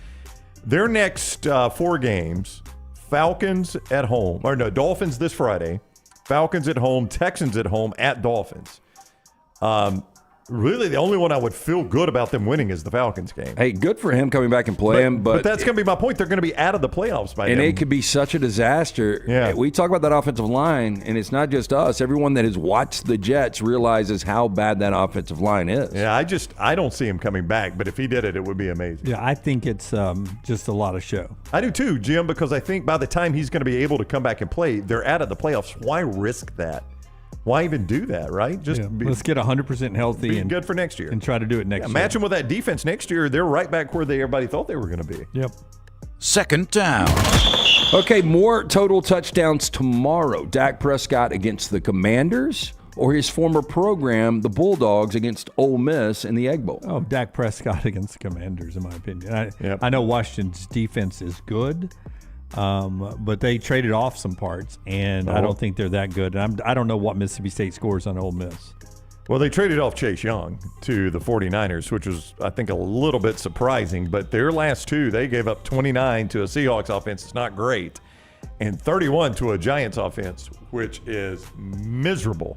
So they're on a 2-game skid of giving up a lot of points. I think Dak may carve them up on Thanksgiving. I think Mississippi State will have a couple of touchdowns. I mean, Ole Miss's defense obviously is not great. Will Rogers obviously playing, right? Is he playing? He played last week. I have not seen anything one way or the other on that. I think he played last week. Yeah. Third down. Michael Kenneth Williams would have been 57 today. You guys might not recognize the name. I don't, Lance. But if I asked you who was his better career-defining role, Omar Little on The Wire or Chalky White on Boardwalk Empire? Oh, that's who that is. Omar Little. I think the Wire has been more watched than Boardwalk Empire, but I like the Chalky White. That Chalky was great. But Omar just whistling with the duster and his sawed-off shotgun. Yeah, that's good. He was incredible. Both those roles, fantastic. But I would lean Omar Little. I just Fourth down. The interaction between he and Steve Buscemi in Boardwalk Empire was just so good. So Napoleon dropped last night. The reviews have not been good. Lunsford, are you going to see it? Probably not. There's a lot of other things out there. Wow, I mean, when Lunsford taps out, that guy goes and sees everything. That's holiday time. There's a lot of movies, and that has not looked good. So you saw The Holdovers? I did. Fantastic, right? Incredible. Yeah. Second best movie of the year. Yeah, so Wow. I've seen it twice in theaters. I think it's that good. It's the best I've seen. But I do want to see Napoleon, but I've got to carve out 3 hours to see this thing. Just do director's cut. Carve out 4. Yeah. Well, now that Napoleon's dropped, if I asked you which of these athletes are the best athletes under 5'9", Floyd Mayweather Jr., Lionel Messi, or Barry Sanders? All very good. I would go Lionel Messi because he was considered and has been considered for a long time the best in the world. Barry Sanders, I thought, was the best running back for a brief period of time. But he also had Walter Payton there at the same time. I think pound for pound, Mayweather is one of the best I've ever seen. Would you say, don't you think his fighting style, he was such a defensive fighter? Maybe there's a lot of people, he dodged Pacquiao at his top. Didn't fight some other guys when he could have fought them at their best. I still completely dominant. Points, right? There was no power in him. He's punching for points. You couldn't get a hit on him. He was just such a good defensive boxer. I would lean. I've never seen Messi. I mean, I've seen him make a kick on SportsCenter, but I've never actually watched a game. But I know who he is. How many soccer games? Who do you think's the smallest of the three? Napoleon. I don't know. Napoleon's 5'7". What is Messi? Because I didn't know Messi was that short. Yeah, So Messi's both, like 5'7". both Barry Sanders and Floyd are 5'8". Messi's 5'7". Okay. By the way, Messi, was that fourth down? Yeah. Okay. Before you tell us about Slice, Forrester, pull up Messi. There's a auction going on where 2 group play games and then the quarterfinals, semifinals, and championship of the World Cup. 6 jerseys that Messi wore in the recent World Cup. Here they are when they won the championship, going up for auction. Those are all game worn by Messi. What do you think the starting bid is? So I get $27. I get all 5? You get all 6. All 6? That's 6 of them? Yep. All game worn by Messi, I'm going to say a cool $1 million. Well, I don't know. What is it? Starting price, $10 million. Okay, I'm out. That's what we call a waste of money. 10 game-worn Messi jerseys on the year they won the World Cup. Would you rather have this mansion or 10 Messi jerseys? I think you get them both if you can afford the 10 jerseys. Of course, I did see a bottle of scotch went for a record $2.7 million yesterday, I think it was. Do you drink that? Or? Well, you don't drop it. Can you imagine if somebody fumbled that at the auction? Oh, my bad. Hey, so that was on me, man. I'd be on the floor licking that thing up. My point on Messi is you never watch a second of soccer and know who that guy is. Oh, yeah.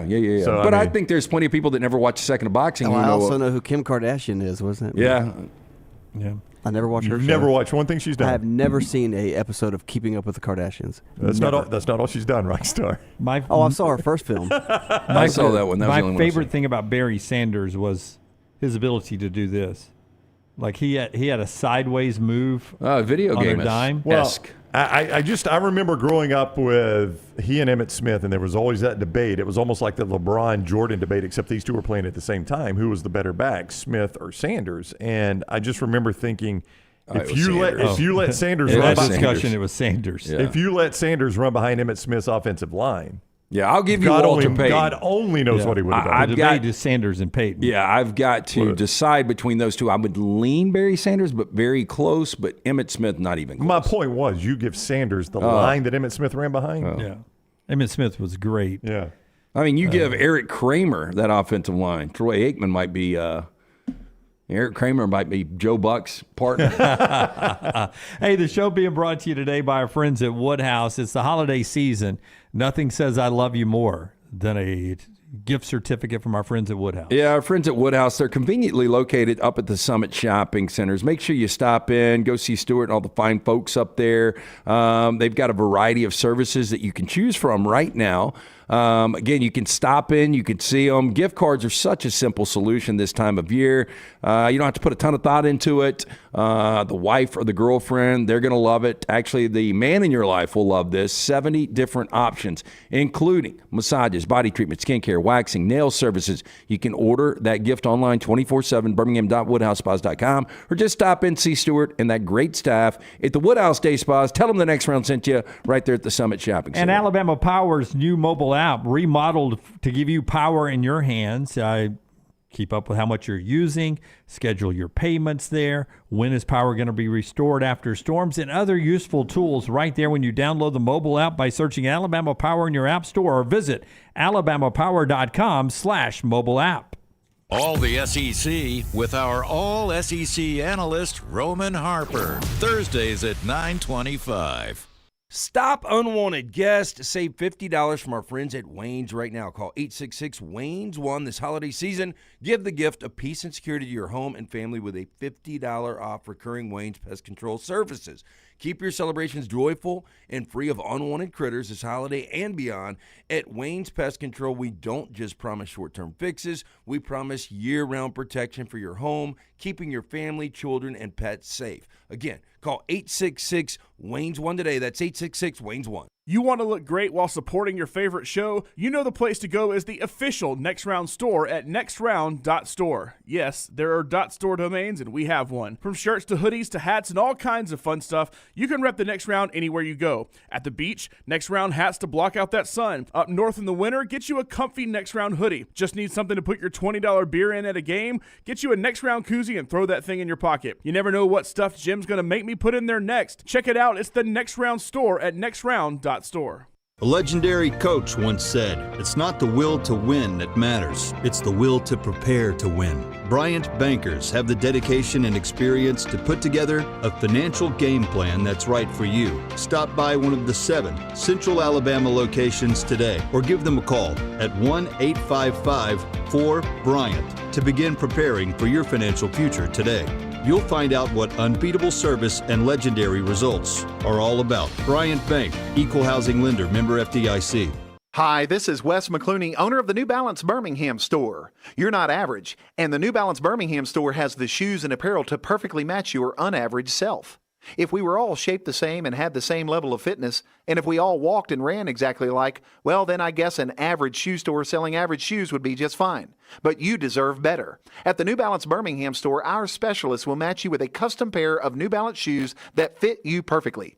Come see us at the New Balance Birmingham store. Your feet will thank you. Hey, Lance Taylor from the Next Round. You've heard me for years talk about our friends at Bromberg's Jewelers, and we welcome you to stop by and see that great customer service at the Mountain Brook and Summit locations, but we'd also love for you to check out their new online shop. They've got plenty to choose from. Great gifts, big and small. Available online, they've got David Yurman, Tudor watches, select diamond and gemstone jewelry, William Henry, seasonal and favorite giftware items, and baby gifts as well. They've even got an online sale section. For more information, brombergs.com. Hey, Lance Taylor from the Next Round to tell you about our friends at Gutter Cap. Gutter Cap's that patented aluminum cover system that fits over most existing gutters to keep out debris and eliminate that gutter cleaning. It's backed with a lifetime warranty, almost 20-year service record right here in Birmingham. Stay off that dangerous ladder forever. 45% off the retail price now if you call guttercapbirmingham.com. Call my good friend Chris Stewart now, 205-823-2212. Cap it, don't snap it. It's Gutter Cap.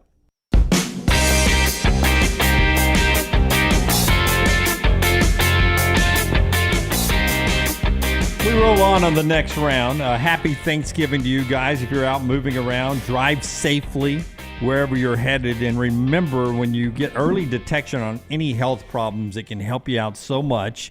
That's why when you get through with Thanksgiving, maybe make a plan to get some checkups with our friends at Urology Centers of Alabama, UCA, with 35 urologists on hand, 16 locations across Alabama.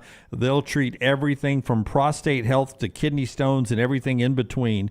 Visit urologycentersalabama.com, urologycentersalabama.com to make an appointment today. We'll talk about the game, Michigan and Ohio State, coming up at the top of the hour. And we'll get to our sneaky good game in the next segment as well. But just a couple of things to do as a backdrop right here of the games coming up this weekend. We've already talked Egg Bowl. Some bowl eligibility games, some important ones. And tell me, do you think they get bowl eligible or not? Nebraska has one more shot to get bowl eligible. It's been a while. And since they've gone to a bowl game, they've had a couple of weeks that they should have. I think they were the better team, and they let it get out of their hands. Nebraska and Iowa coming up this weekend. Nebraska needs to win to become bowl eligible. I think Nebraska, they have gone to a 2.5-point favorite. I think they get bowl eligible. I don't know how they score on this Iowa defense. But again, I don't know how Iowa scores. So, I think Nebraska is going to win this game, go to 6-6, and in year one under Matt Rule, they're going to get bowl eligible. That kicks at 11 a.m. while we are wrapping up our show on Friday live. Most Big Ten West thing possible, the team that has actually won that division and is about to go play for the Big Ten championship, is playing a team that is fighting to get bowl eligible, and they're the underdog. Yep, it really is. I mean, that if you ever want a definition of the fortunate end of that horrible division, that is it right there. By the way, BYU, it has not been a really great year for BYU, but if they can beat Oklahoma State and Stillwater, BYU gets bowl eligible. I don't see it. I think BYU, I mean, they played their asses off in Provo last week against Oklahoma. Had every opportunity to win that game. A late pick six killed them. I don't think they're able to do it. Yeah, I'm kind of with Lance. It feels like that was their chance right there. And Oklahoma State, I don't know what happened to them in Orlando against the Gus Bus after they won Bedlam. That had to play some of it. But Oklahoma State, before that, has been playing really good football. As bad as it's been for TCU from a national championship to likely non-bowl eligible, if they beat Oklahoma, they become bowl eligible. I don't think that's going to happen either. But, they're only 9.5-point dog. We'll see what happens here. Oklahoma's better. One of the weirdest things to me in the offseason was people that were trying to sell us on this TCU thing, man. Y'all it's not going away. Y'all call it a flash in the pan. This team's going to be good again. I was like, what do you see that tells you that? They were maybe the most fortunate team I had ever seen just to make the college football playoff last year. I still cannot figure out what happened against Michigan. I will go to my grave trying to figure that one out. Sign stealing. I mean, that is actually the most legitimate explanation I can think of. Yeah, that they were tipped that that's right. That Michigan had stole your sign, so they used that to their advantage and to decoy signs. It's really the only thing that makes sense because there's no other way you can make sense of that. And for TCU to be in this position really does not surprise me at all. I can't remember which side of the stake bet you're on. I have them under 500 in Big 12 games. That's going to be an easy winner for you. Over a 3-year period. Easy winner. Yeah. Like, I think there is a better chance. Yeah, you know what's crazy? I remember us betting something like that, but I was like, that was a complete fluke. I don't know why I would have taken that because I think you even said, I think you're on the right side, but I'll take it. I think it was one of those where you said, if you want to instigate it. I think what you were saying, Lance, if I remember the bet right. I'll just double check. I have never been a Sonny Dykes fan. You have not, but I think what you were thinking is Texas and Oklahoma are leaving this league. They're going to stumble their way into 500 record. It's Sonny Dykes under 500 in Big 12 games next 3 seasons. And he's 3-5 this year. If they lose this Saturday, 3-6, that probably wins it for you. I mean, he's already 3 games below 500. He'd have to tear it up just to get above 500. But if you don't think I got that right, I'll just wipe it off the board. No. I'm just saying. I don't think you've ever been a big Sonny Dykes fan. I think what I was going to say is there's a better chance he's fired in 3 years than he's over 500 in 3 years. Yeah, after being in the national championship game. South Carolina can still get bowl eligible. It's been a down season, but they've trended up here at the end. And they get Clemson this weekend. South Carolina bowl eligible. Doring was just selling us on them playing well enough to beat Clemson. Actually, since Tyler from Spartanburg, Clemson has improved their level of Haven't play. lost since Tyler from Spartanburg. And have played better, not just winning games, but they look like a better team. Yeah, I lean South Carolina at least to keep it really close. I mean, South Carolina's 5-1 at home this year. You look at Clemson; their struggles have really been on the road. They're 1-3. Catching a touchdown there. I don't know if they can pull off the upset, but I think it'll be a one-possession game. One NFL note here after LT tells us about our friends at Michelson Laser Vision. A great deal going on right now. If you call 205-969-8100, you ask for Amy, tell her the Next Round sent you, you get scheduled out, make sure that you are a potential candidate for LASIK, and you get the procedure done before the first of the year. You're going to get an incredible deal from the Next Round. Again, 205-969-8100. I got the procedure done 2 decades ago. I've got 2015 vision, better than 2020. Make the call that I made. For more information, michelsonlaservision.com. Dan Orlovsky on our show yesterday. This has been a big story the last 48 hours. Tom Brady talking about how bad the play is, a lot of mediocrity in the NFL, how bad player development is, how bad coaching is now. And here's what Orlovsky on our show had to say about the Tom Brady comments. Execution-wise, he's accurate. Consistency-wise, he's accurate. Talent-wise, that's not the case. There's way more talent.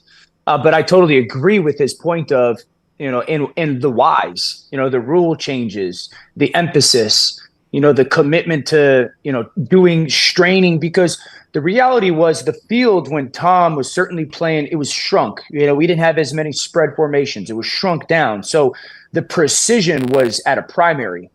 There's not this overwhelming need for precision anymore because the field is so much more spread out. We play in such a more spread out game. RPOs have become a bigger part of the conversation. Quarterbacks don't get hit nearly as much, or I don't want to say as much, but as violently. They're protected more. Receivers are protected more. You can't be physical with receivers as much as you used to be able to. Yeah, so that's Orlovsky on our show. Here's exactly what Brady said, and I want you guys to comment on this.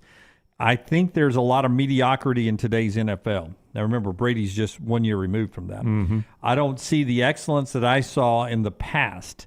He said that on the Stephen A. Smith show. I think the coaching isn't as good as it was.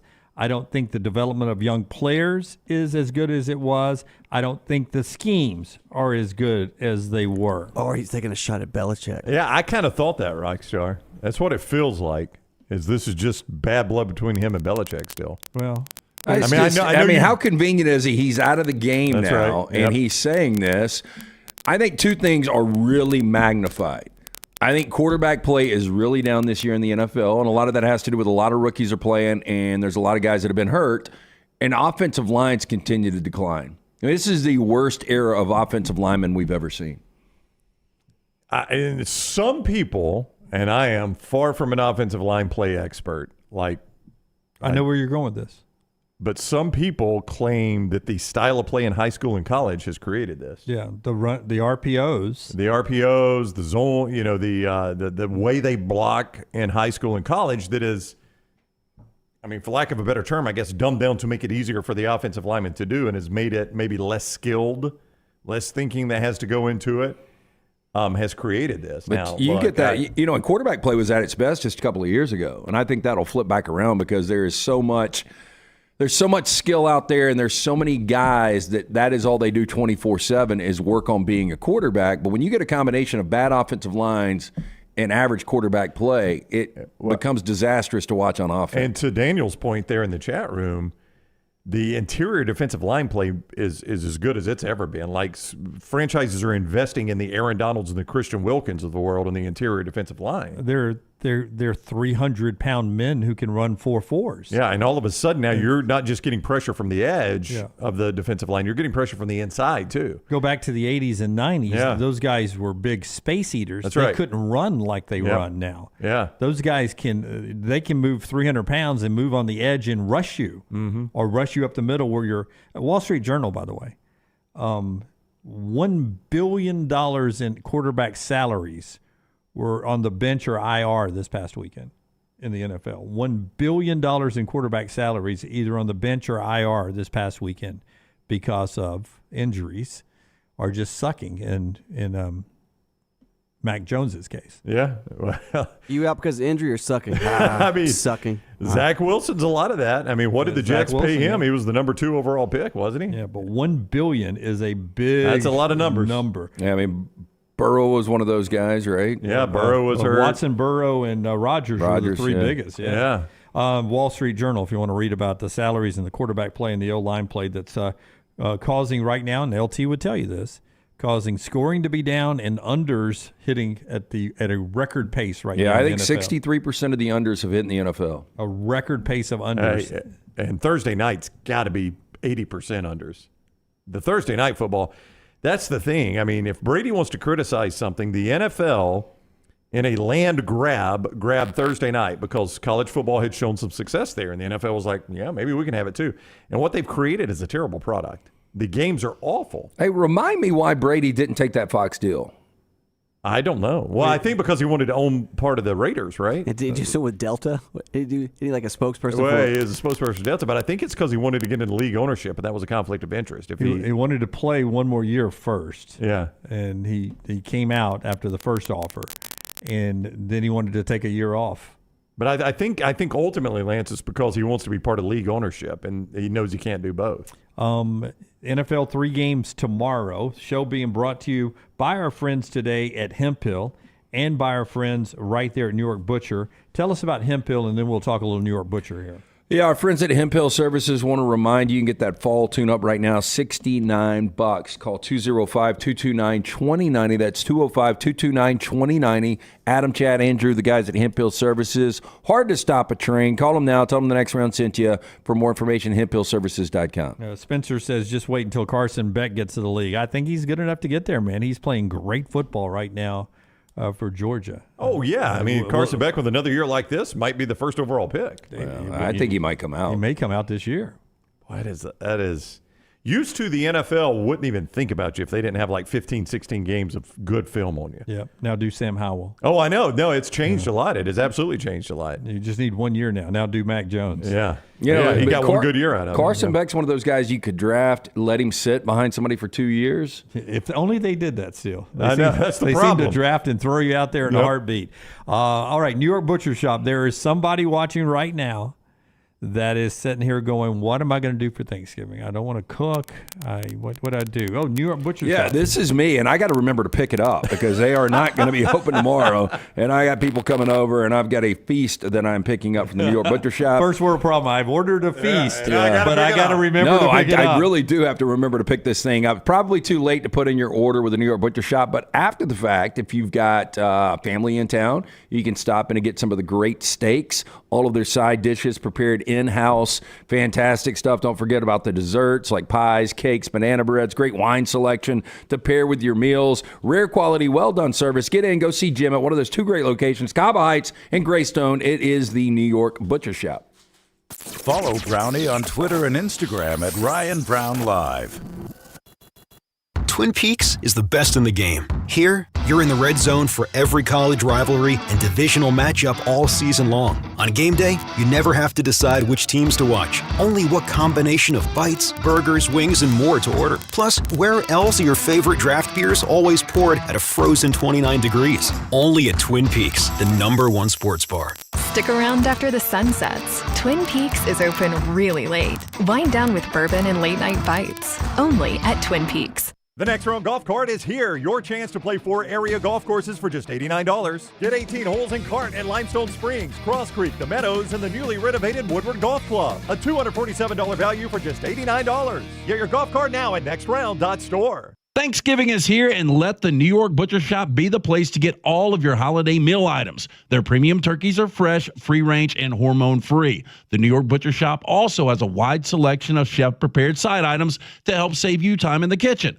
Pick up a bottle of wine, and your meal will be complete. Turkeys are selling fast, so place your order today. 2 locations to serve you, in Cahaba Heights and on Highway 119 in Greystone. The New York Butcher Shop.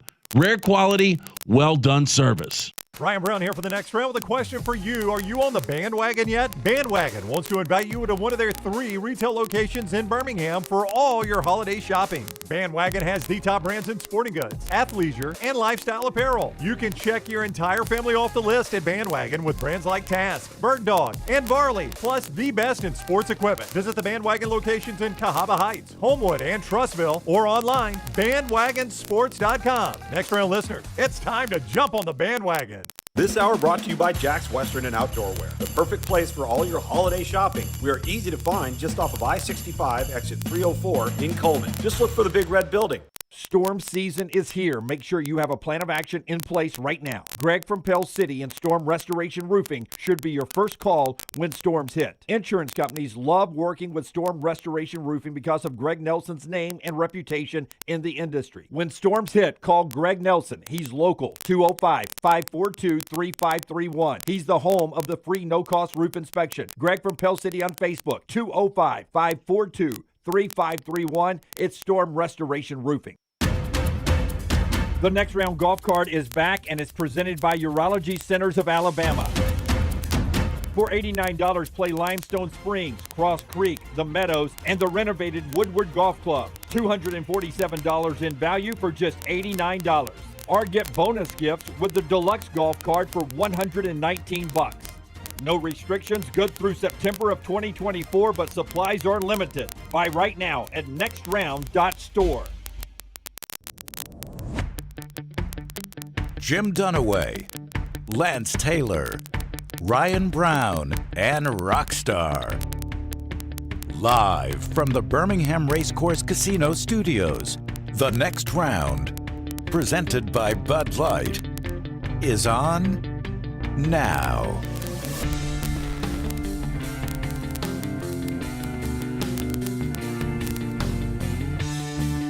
All right, final hour of the live show today. A little overtime coming up a little bit later on. Hope you're enjoying all the Iron Bowl coverage and talk about Rivalry Weekend over on Disrupt the Media, our YouTube channel there. Remember to like and subscribe there.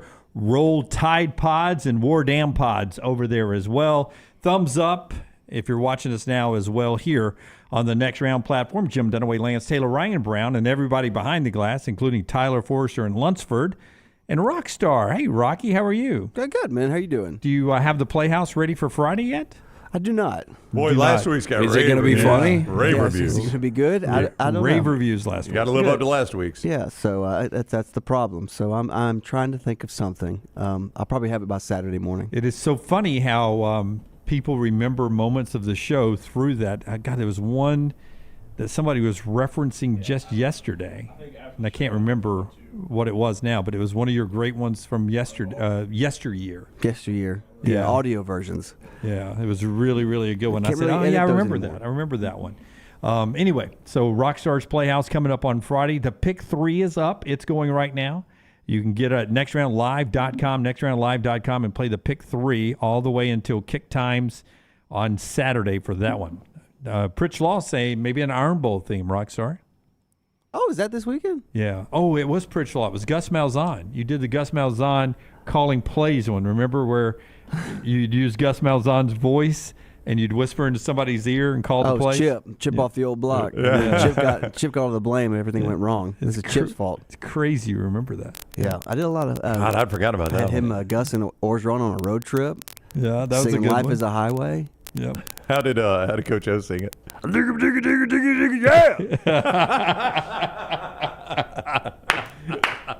Life is a highway. Life is a highway. Oh, it's true. It's so true. I'm gonna grow me a goatee. See, that's what is sad to me is I can't remember all of them. I have forgotten all about that one. Oh God! How many do you think Rockstar's done? He's been doing I've this. done a lot. There've been a lot of bombs that are. There have been, but the bomb. I'll take the bombs to get the good ones, man. Yeah, that's right. I mean, don't stop shooting, Rockstar. Not all shots go who's in. the greatest comedian of all time is who?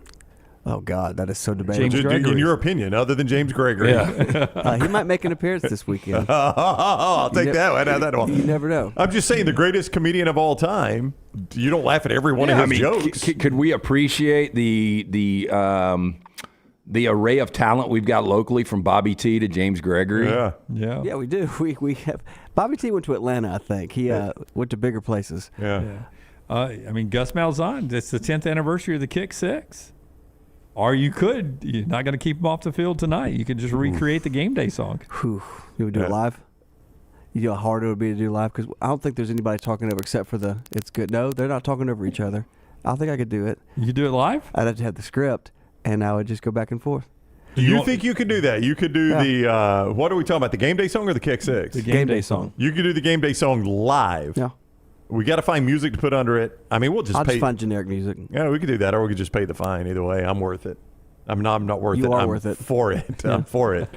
I was going to say it's worth it or I'm for it. If you take all the Brown Bandit props back, Brown probably Bandit could afford it. Yeah, Brown Bandit will pay for it. Brown Bandit will pick up the tab. Pick up the fine if we we game day song live. Yeah. The only thing you're going to be missing, I have to have the crowd noise, like a built-in crowd noise, because you need that crowd noise of something going on when something big like Kick Six. It'd be too much for you to do that and. Well, no, I could think if I could have a loop that has audience members and stuff like that. It's going to take a while. I might come in here tomorrow. Now, listen, because Troy's already started, let's not disrespect the memory of Rod Brimley. Oh, Rod would want this. Rod loved it. Rod laughed at it. He told us he loved it. It was sent to him. I think Troy's kidding. He thought it was hilarious. And maybe Troy is kidding. I don't know. Well, I was back because we had him in studio, and I was like, I had to keep my head down. I was like, that's one of those things like, I've just destroyed this guy on the audio. But he thought it was hilarious. Yeah, but still, you still feel bad. Like, I know, hey, I made fun Dan of you. even liked it. The best, because Brad Law, our buddy Brad Law that does Village Vice at the War Down Pods portion of our YouTube channels,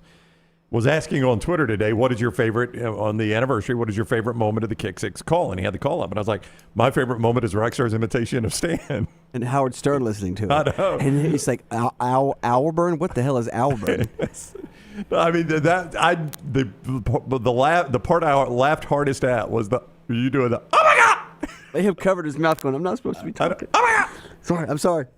Drew H says, I have an old recording of the game day song. Send it to us, man. I don't even know if we've got that. Yeah, I don't even know if we have that. I don't know if we legally have that. We'll have to check with number 12. Yeah. All right. Hey, the show continues to be brought to you today in part by our friends at Champy's World Famous Fried Chicken, Champy's Chicken, Highway 119 right there in Alabaster. Swing by there, pick up lunch, dinner. Listen, watch the Iron Bowl. Tailgate, pick it up at Champy's Chicken. That great guy right there, Sterling with the beard. He cooks up the best chicken in Alabama right there. Southern fried chicken cooked to order, Mississippi Delta recipe tamales, fried chicken fingers, and more. Champy'sChicken.com, Highway 119 in Alabaster. Brandy's got a couple of coaching searches notes for us. From Brandon Marcello and our buddy Matt Zenitz, now with 24/7 Sports. Matt started with On3, was with On3 up until a couple weeks ago, now with 24/7 Sports.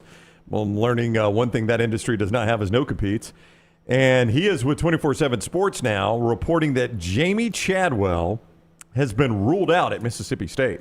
I thought that would have been a really good hire for State. I did not. You do not like Chadwell. You and I like Chadwell. I thought that was a good move by Mississippi State to rule him out. I thought he would be a good hire. The guy has won at I bet Coastal Carolina. At least on the surface, they will get a less coach. I think so, too.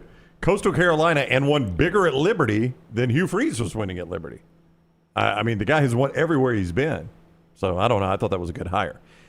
I don't suppose Scotty gave you the Jonathan Smith. I think this was from a press conference. So, you don't have any Jonathan Smith over there, do you? I do not. All right. So, I can read this to you. I thought this was a really interesting answer from Jonathan Smith. Was asked point blank in his press conference. He was talking about, job openings. Does that mean you've not had contact with other schools? He was asked. Here's his answer. I'm not trying to be sarcastic. I've got an agent that's his job. He best be finding out what is out there and people calling. That's how it works. I can tell you from his side, he best be working just because I'm paying him so much. They get a percentage. I'm making him a couple of $1 million. I'm not trying to be sarcastic. Any coach, they're aware of what's potentially out there if their agent is doing their job. I'm not trying to dodge the question. I'm trying to be truthful. Jonathan Smith said that? Jonathan Smith said that. It's kind of shaky. Well, to me, I think it's kind of honest, though, Lance, is him just basically saying, my agent's out there, and he better be shopping for me. I want to know what's out there. It's kind of a humble brag that he's paid his agent a couple of $1 million. It's true, but I think all you got to do is the math. But it is true. You know what he's making. But, I mean, That's Jonathan Smith to me, point blank saying, I expect my agent to be out there finding me what's available. I think that shows you he's looking. I agree completely, and I think that'd be a good hire. I don't know that State could pull him. No. I don't know, Lance. I mean, the Oregon State future is very murky right now. You got to remember what Ross Bjork said about programs that he sees are successful. Consistent leadership, a culture, an identity. Those are the type things that you get in a Jonathan Smith. He knows who he is. Yep. Consistent, strong leadership. You get that with a Lance Leipold. Wherever he's been, he's known what his teams were, blah, blah, blah, blah, blah. And this sounds like an insult to State, and I apologize it's going to be taken as one. But he is also used to coaching at a team that nobody considers to be the best team in his conference. I mean, he knows what that is like. He knows what it's like being the underdog all the time, being doubted all the time, not maybe having the same resources that a USC or a UCLA or an Oregon has. I hear you. And overcoming that, which is some of what you have to deal with at State. If State could get Jonathan Smith more in line for A&M than State. I think A&M fans would look at it as a disappointing hire.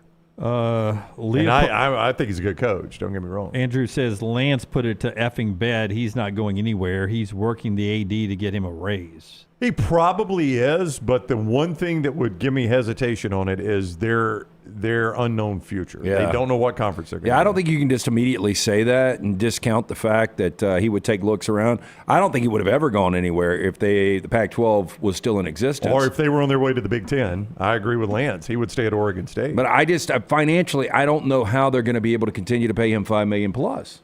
Our spotlight today is Sneaky Good Game.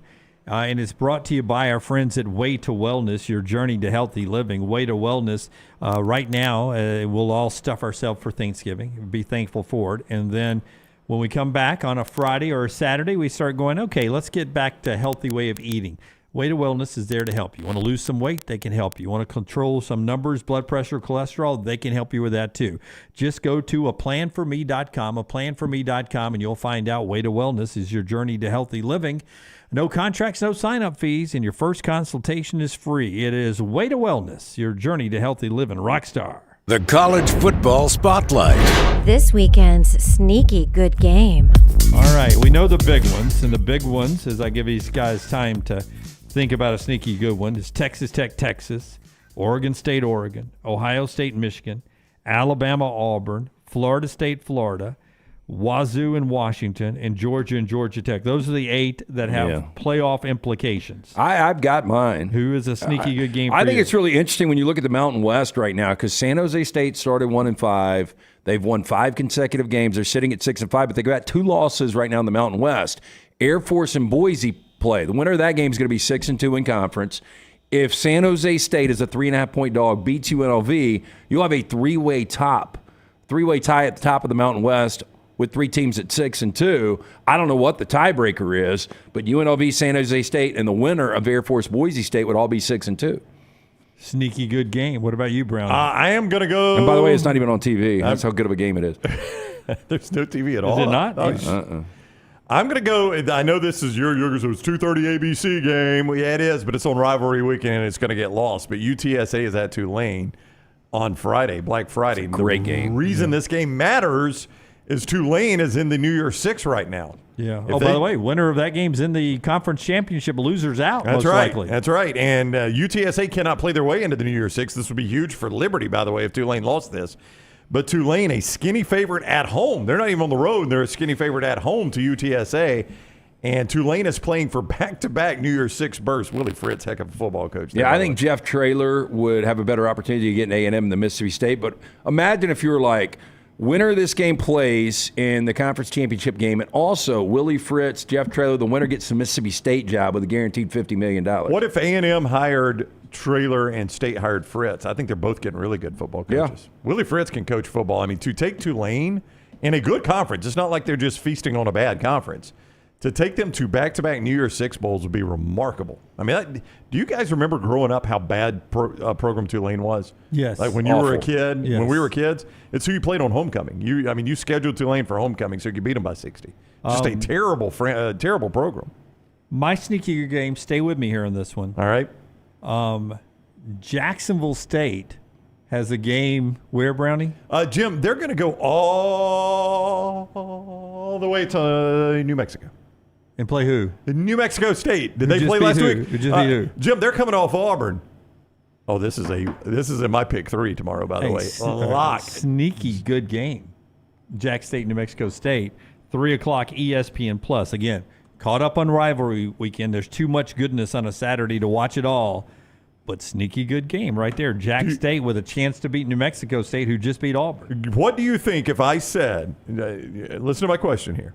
If I just said out loud, Jacksonville State is at New Mexico State, what is the point spread? What do you think most people would say the point spread is in that game? Well, after last week, I would say New Mexico State's a 7.5-point favorite. I think most people would look at that and say New Mexico State's a fairly heavy favorite. I would have said just a notch under because the records are identical, and Jacksonville State's had a really good year. Jacksonville State is a 2-point road favorite in this game. What? Yeah. I'll say it again, for effect apparently. Jacksonville State, right now at mybookie.ag, is a 2-point road favorite against a team that just beat Auburn in Jordan-Hare Stadium. To show you again, if you didn't fully grasp how insane that upset was Saturday at Jordan-Hare, Jacksonville State is a 2-point favorite on the road at New Mexico State. EG broke the story on actually the name of the quarterback for New Mexico State in the morning. I'd already picked New Mexico State to cover the 26.5. And then she's like, even without Diego, whatever his name is? And I was like, heard of the guy? It's like, who the hell's that? And she goes, it's the starting quarterback for New Mexico State, the team you just picked. Right. I said, you misinterpret the way I gamble. Who is that? Who is that? The guy that is catering their meals? It's the guy that won them the game. Luke in Pleasant Grove. He is next with us on the show here. Luke, happy Thanksgiving to you. How are you, buddy? Hey, happy Thanksgiving, guys. I'm good. I'm sitting here holding our 6-day-old son. Just wanted to say, thank y'all for having a show that my wife wants to listen to while she's in labor. We were on our way to the hospital, and, of course, the app comes up when I crank up the car. So we were listening, and when we got to the hospital room, no TV, everything like that, and she goes, hey, do you mind turning on Dunaway's show? I was like, yeah. So flipped it on, listened to it all the way up until we went back to the operating room. Yeah, if you'd have let me know, I would have sat there and we could have gone push on the right intervals. We could have timed it out. You just let me know the contractions. We could have gone push. Yeah. Breathe. I appreciate that. That is something I was figuring y'all would try to sell an ad read or something with it. Well, we had enough notice, yeah. Yeah, this contraction being brought to you by. Yeah, ain't nothing like what is that little papoose that you wrap the baby in? What do they call swaddling? The swaddling. You can swaddle with a rowback. That's right. Oh, yeah. Very soft. Very we got soft. a ton of hoodies.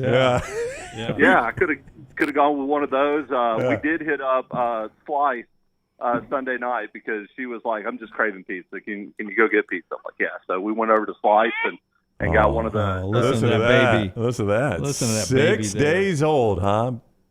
Oh, yeah. And he is wide awake, just like he was last night. So hopefully we'll get some sleep in. It's a fun journey, Luke. Yeah. Oh, yeah. It's a fun journey. This is number 2 for Luke. And I saw on social media you guys had a unique way of meeting, right? You and Molly? Yes. We met on Tinder. So 8 years ago, swiped right, went on a date, and here we are. Never swiped God, it. Never swiped I again. wish Dunaway would have lived in the world of online dating. I'm still alive. I'm just married. Yeah, he's married. Maybe that should be the bracket challenge next year. Dunaway has to create a Tinder profile or something. That's not bad. I have to actually get somebody to swipe right. Is that how you do it? Swipe right? Yeah. Is that how you do it? Yeah. I'm so nervous. I'm playing with my wedding ring right now. Yeah. Y'all have a happy Thanksgiving. You too, Luke. Congrats. I love Congrats. Zach. Hey, by the way, Molly is hot. Thank you, Zach. He's on to something. If we do the personalized punishments, Dunaway having to do a Tinder profile, and there's some way we can follow up and see the people that swipe right on him or the people you swipe right on. That would be embarrassing to you. Ones that actually like me. Yeah, do I get to see that? Like who likes Dunaway? You get to see who likes you. You don't see who doesn't like you. I mean, it's assumed that if I'm not getting any matches, not a lot of people like me today. Oh. And you can do a mile. Like he can set you. Can't you imagine him knowing somebody in market that is on there? Hey, I know you're on Tinder, and I haven't seen nobody has swiped right from your phone. Yeah, the problem is going to be, but I guess if you go to a church and you're married with my wife, then you're not going to be on Tinder anyway. And if you are, you're not going to out yourself that you saw me on Tinder. Absolutely. Hey, I saw Jim on Tinder. Yeah. Well, how are you doing? God, I would just love it because I think they give you 4 picks. Just you in a lab coming up with those 4 picks of what you're going to be. Like, all right, this is the first shot they're going to see. Should it be a headshot? Should it be me just lounging in a bicycle? Well, you would go back to the girls in the lobby. Hey, can you guys help me with my profile pic? No, I would use me in my element broadcasting. Would you use that one or CBS, or is it like this? For 15 years ago. No. I would use current ones. I couldn't show up on it. Oh, we're not going on a date, though. I wouldn't ever have to show up. No. Okay. This is all for the show. We just need to see who swipes right on you. I don't know if we're going to do this or not. I like my man Jeff. Luke helping me feel better about my 2 Bumble dates this week. First date tonight, another date on Friday night. Wow, how about that? Keep digging, Jeff. Man, sandwiching around Thanksgiving. Wow, I got 2 of them from Bumble. Appetizer and dessert.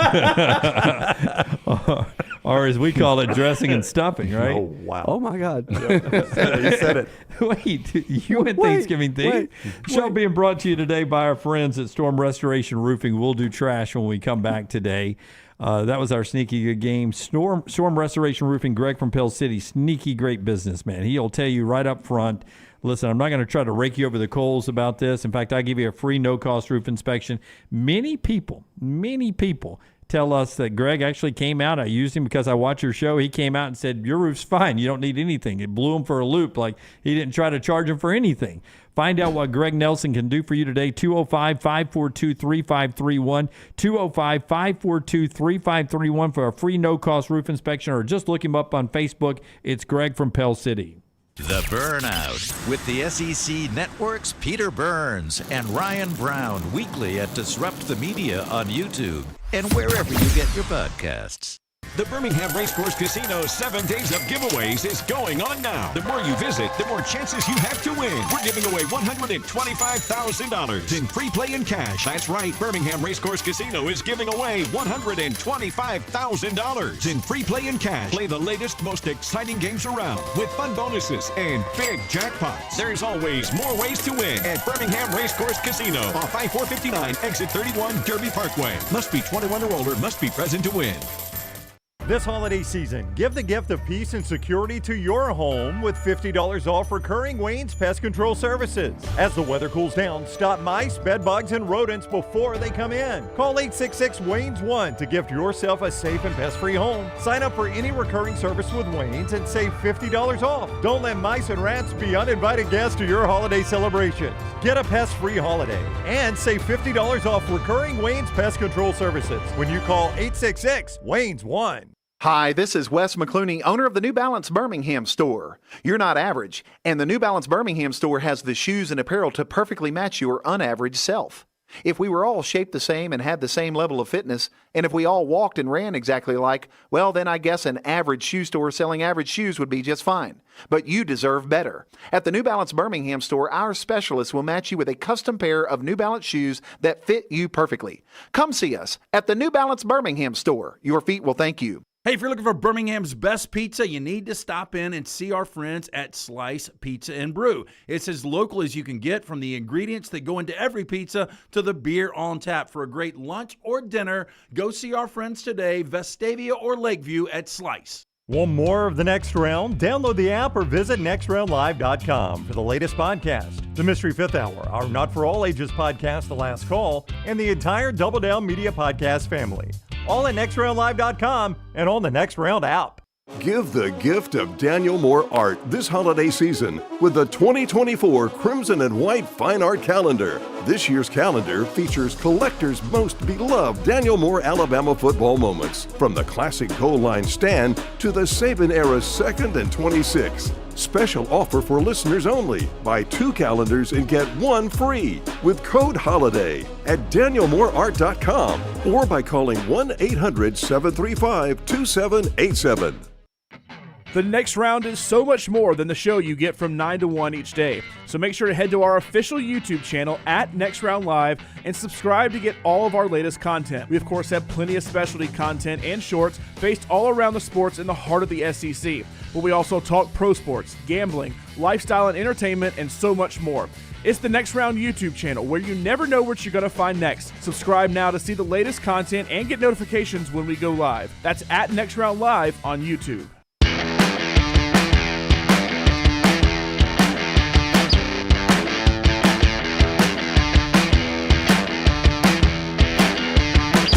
Final segment, we will talk about the game, Ohio State and Michigan. Tyler says I was behind yesterday when they were talking about Ohio State-Michigan rivalry being nasty and Alabama-Auburn generally nice between the teams and coaches. We were talking about the war between Woody and Bo back in the day, and now these coaches that are going on now. In fact, Forrester has a cut we'll play in the final segment of the two comments from the two coaches, Ryan Day and Jim Harbaugh, about the respect they have for each other. You can see that right now on our social media platform, though. Before we get to Brett on the phone, tell us about our friends at Odie's, LT. Rockstar tonight is... This is always a really fun trivia for me. There's so many people, coming in town, family, friends, completely. I don't know.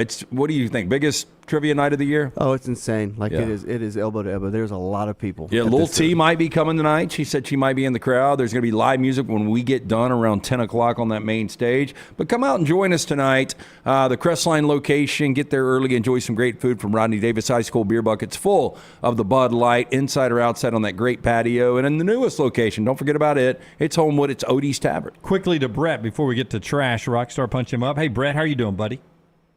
I'm good. Hey, I just wanted to call and wish everyone a safe and happy Thanksgiving. Be careful out there on the roadways. I've passed I'm assuming was a bad wreck because you only close the highway down when there's a bad wreck. So some couple of families today are not going to be happy. Do you find it more congested on the roadways Thanksgiving weekend more than, say, Christmas when you're out on the road? I honestly can't answer that question because this is going to be the first year that in a long time that I've actually been on the road working through Thanksgiving. I'm almost always home for Christmas, but I think it's just some construction up here in Knoxville that's got everything slowing down. But I'm only driving for about another 15 minutes, and I'm going to be done for the day. All right. Well, be careful, man. Happy Thanksgiving to you, and we appreciate the Thanksgiving thoughts from you there. And remember, Brett takes advantage of it all the time. You can too in our store right now, nextround.store. We got a Black Friday deal going on. Use the promo code Black Friday 2023. Black Friday 2023. Buy one item at full price. You get another item for 50% off. Buy one, get one 50% off with free shipping of orders over $100 with the promo code Black Friday 2023 right there, nextround.store. Let's do trash. Rockstar, the big button, please, man. The moon is bigger than Earth. Surely it has to be, because when you're looking at the moon from Earth, it's huge, but it's so far away from us. LT's Trash is presented by Mortgage Right. Mortgages done the right way. Are you a veteran looking for a VA loan? Mortgage Right has been advocating for veterans since their company began. As a veteran-owned, operated company committed to your well-being, they can help you find the best terms available, guide you through every step of the process. Visit their locations, Highway 280 in Birmingham, Parkway Drive in Leeds. You can apply, mortgageright.com/TNR, or call 205-815-9200, NMLS 2239, Equal Housing Lender. That Dolly Parton look, the Saturday Georgia-Tennessee game's on one of our screens from the Saturday game was something else. How old is Dolly? She's like 79, but she's got a 14-inch waist? It's nuts how small her waist is. And now she's had to have gotten the rack redone a couple of times, right? Probably. Yeah, that's natural. That's 100% natural. I mean, you had to over the years, right? I would think. Just with technology, right? You wouldn't be running on the same tires that you put on the car in 1971. Yeah, NASCAR has come and somebody put a penny between her. See some tread. Man who stowed away beneath I can see Lincoln's head. B-double trailer instead of paying for a short taxi ride lucky to be alive after he ended up traveling nearly 250 miles on metal racks suspended barely a meter off the road. Now, the 43-year-old man, believed to be, this is a shocker, under the influence of alcohol, had crawled onto the metal racks beneath the truck with plans to hitch a 25-mile ride along the New South Wales coast, but ended up on the Gold Coast. Now, the truck driver said he was driving a Sydney-Brisbane freight run and had stopped for a short nap about 1:30 a.m. on Friday. Now, that's when, after a quick cup of coffee and completing his checks, he set off again about 2:40 a.m. Quote, when it started to get light, I could see in my mirrors a piece of orange cloth under my trailer. Now, he said he initially thought to phone the police to report the stowaway, but instead took pity on the man, gave him some water, offered him a seat inside of the truck rather than under it to ride further north. Acting Inspector Peter Miles said the 43-year-old had told officers he climbed under the truck, hoping to hitch a ride to Coffs Harbour, where he planned to disembark at a red light. As a result, he got a $288 fine and a free lift to the railway station for the big trip home south. I mean, imagine going at full speed laying under a truck, knowing... imagine your fear because you're trapped under there. I mean, there's no getting out of it. I don't think you can really relax, can you? Never. No, if you just relax for a second, you lose your grip. That's 4 hours. Yeah. You've made this decision now. And stuff is gravel's hitting your face. Oh, yeah. Road dirt. Oh. Right, here's another example tire treads, everything. Of people are pieces of shit. No, Lance. Woman said she booked a New Orleans Airbnb for her stay in the city next year for a Taylor Swift concert, but was shocked when the host tried to triple the cost and a heated argument ensued. Now, Ariel Stewart posted screenshots of the exchange on TikTok on October 31st. They appeared to show that her booking had been confirmed for October 26th to October 28th next year, and that she told the host the reason for her stay was Taylor Swift's concert. Now, the screenshots appear to show that Stewart received a message back from one of the hosts listed as Heather saying the pricing had not, quote, been properly set, and she would have to collect quote, additional funds. Now, in the screenshots, Stewart asked about the new cost, and the host told her it would be $2,400 plus taxes and fees for 2 nights, which she said was about triple what she originally was going to pay. See, what happened here, this lady didn't know the craze it was going to be, and she changed her mind. That's wrong. That's right. There should be some kind of guidance here, and she also, wouldn't have to pay it. You should never tell them why you're coming. Like, why would you say, like, I'm going to a Taylor Swift concert? Like, I'm just staying for a couple nights. Well, people get a little friendly in those chats. Yeah. Yep. Now, Stewart said the host offered her other properties in the area, asked her to cancel the booking if she did accept the change in cost. If she did not accept the change in cost, Stewart said she didn't accept the new price point, but didn't want to stay in the other properties because they were further away from the concert's venue. That's right. Heated exchange then appeared to ensue. The host seemed to blame Airbnb for setting the prices, automatically accepting Stewart's booking, accusing Stewart of, quote, trying to steal from her and, quote, threaten her. That's right. When on other weekends, when Airbnb does this for you, ma'am, you're very happy that they've got your place booked. So don't inquire about this one right here. She went on to say, we were trying to help you by letting you stay at the other property, but now have no interest in hosting you because you've made us feel uncomfortable. Airbnb lets us cancel guests who make the types of threats you just made to, by the way. Now, Stewart said she had been speaking with someone at Airbnb support. In the posted conversation, she said she didn't make any threats or try to make the host feel uncomfortable, and that she would not be canceling the booking. Quote, we were trying to be as cordial as possible, the host said in the exchange posted by Stewart. We are just letting you know that we will not be hosting you at this location at this price point. The sooner you cancel, the sooner you will be able to get a new property booked. Stewart said Airbnb had told her not to cancel, and then it was the host's responsibility to do so. I continue to have that DoorDash charge on my card every month, and I finally called Amex yesterday, or I called the number for DoorDash on there, and I told them I wanted to cancel, and they were like, you got to go online to cancel. And I'm like, well, am I not talking to you? And they were like, yeah. And I said, I'm not going online. You cancel me now. They make it as a pain in the ass as possible. They do. Well, they did. But they canceled for me finally. You know who else? They were going to try to get me to come online. I'll tell you who else does that is Venmo. Like, my Venmo account got hacked like multiple times, so they locked it, and I'm like, just cancel it. I'm not ever going to use it again. I can't trust it. I'm never going to use Venmo again. So just cancel it. The process you have to go through to cancel your Venmo is insane. Yeah. I had a gym membership once. Not the one I have now. Still, yeah. But I had. How's weightlifting going? Tomorrow. No. For us, Thanksgiving. Take tomorrow off. Friday will be perfect. Sunday, after the Iron Bowl. I will tell you that there was one gym membership I had at one point that you had to go online and cancel it, and then go in person. You had to do 2 steps. That's right. And they got another month out of me because I didn't do both. Yeah. Also on that Amex Fubo that was to watch a USC my Uzi game. Wasn't working, so I had to do the Fubo. Yeah. How many times have you signed up for Fubo over the years? Twice. I've spent like $300 on Fubo, $300 on Uzi this year. All to watch. All to watch 7 to 5. Meanwhile, you could have bought 2 tickets round trip to L.A. probably for $600 and gone to see him in person. The easy ticket once you get out there. Right? Police in Glendale, Wisconsin caught a suspect in an unlikely hiding place on Wednesday. This is somewhere you'll never catch me hiding. Nope. Inside of a porta potty at a local golf course. Nope. 11:30 a.m. Wednesday morning, a speeding, swerving SUV slammed into cars on Port Washington Road. The driver blows through traffic barriers before hitting the I-43 guardrail. 4 people jumped. 2 of them sprinted across the freeway. According to Alyssa Boland, quote, "We were on the 3rd hole. We heard a crash. She and her friends were golfing at Lincoln Park when they saw the pair making a run for it. She said there's a smaller child that is heading towards the porta potty, and I'm thinking there's no way he's going to go in there." But Boland says he did. So Boland's friends, Adam, did something about it. Adam had gone over to try to see if he was still in there, decided to push the porta potty over, trapping him inside. You know, what a dick. Adam said that once he pushed it over, it was really smelly. He could hear the sloshing.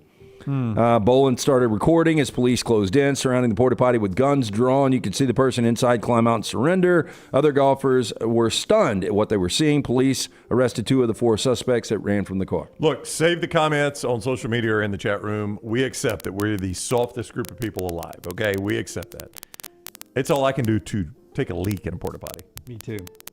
I can do that. I never done number 2 about that. Sometimes you have to go. Oh, no, I've done it. I'm just saying it's all I can do. I have to. I can try to hold the breath. But yeah, I mean, game days, I knock it out. I have to make it as quick as I can. I mean it out as quick as I can. But that drop when you hear the.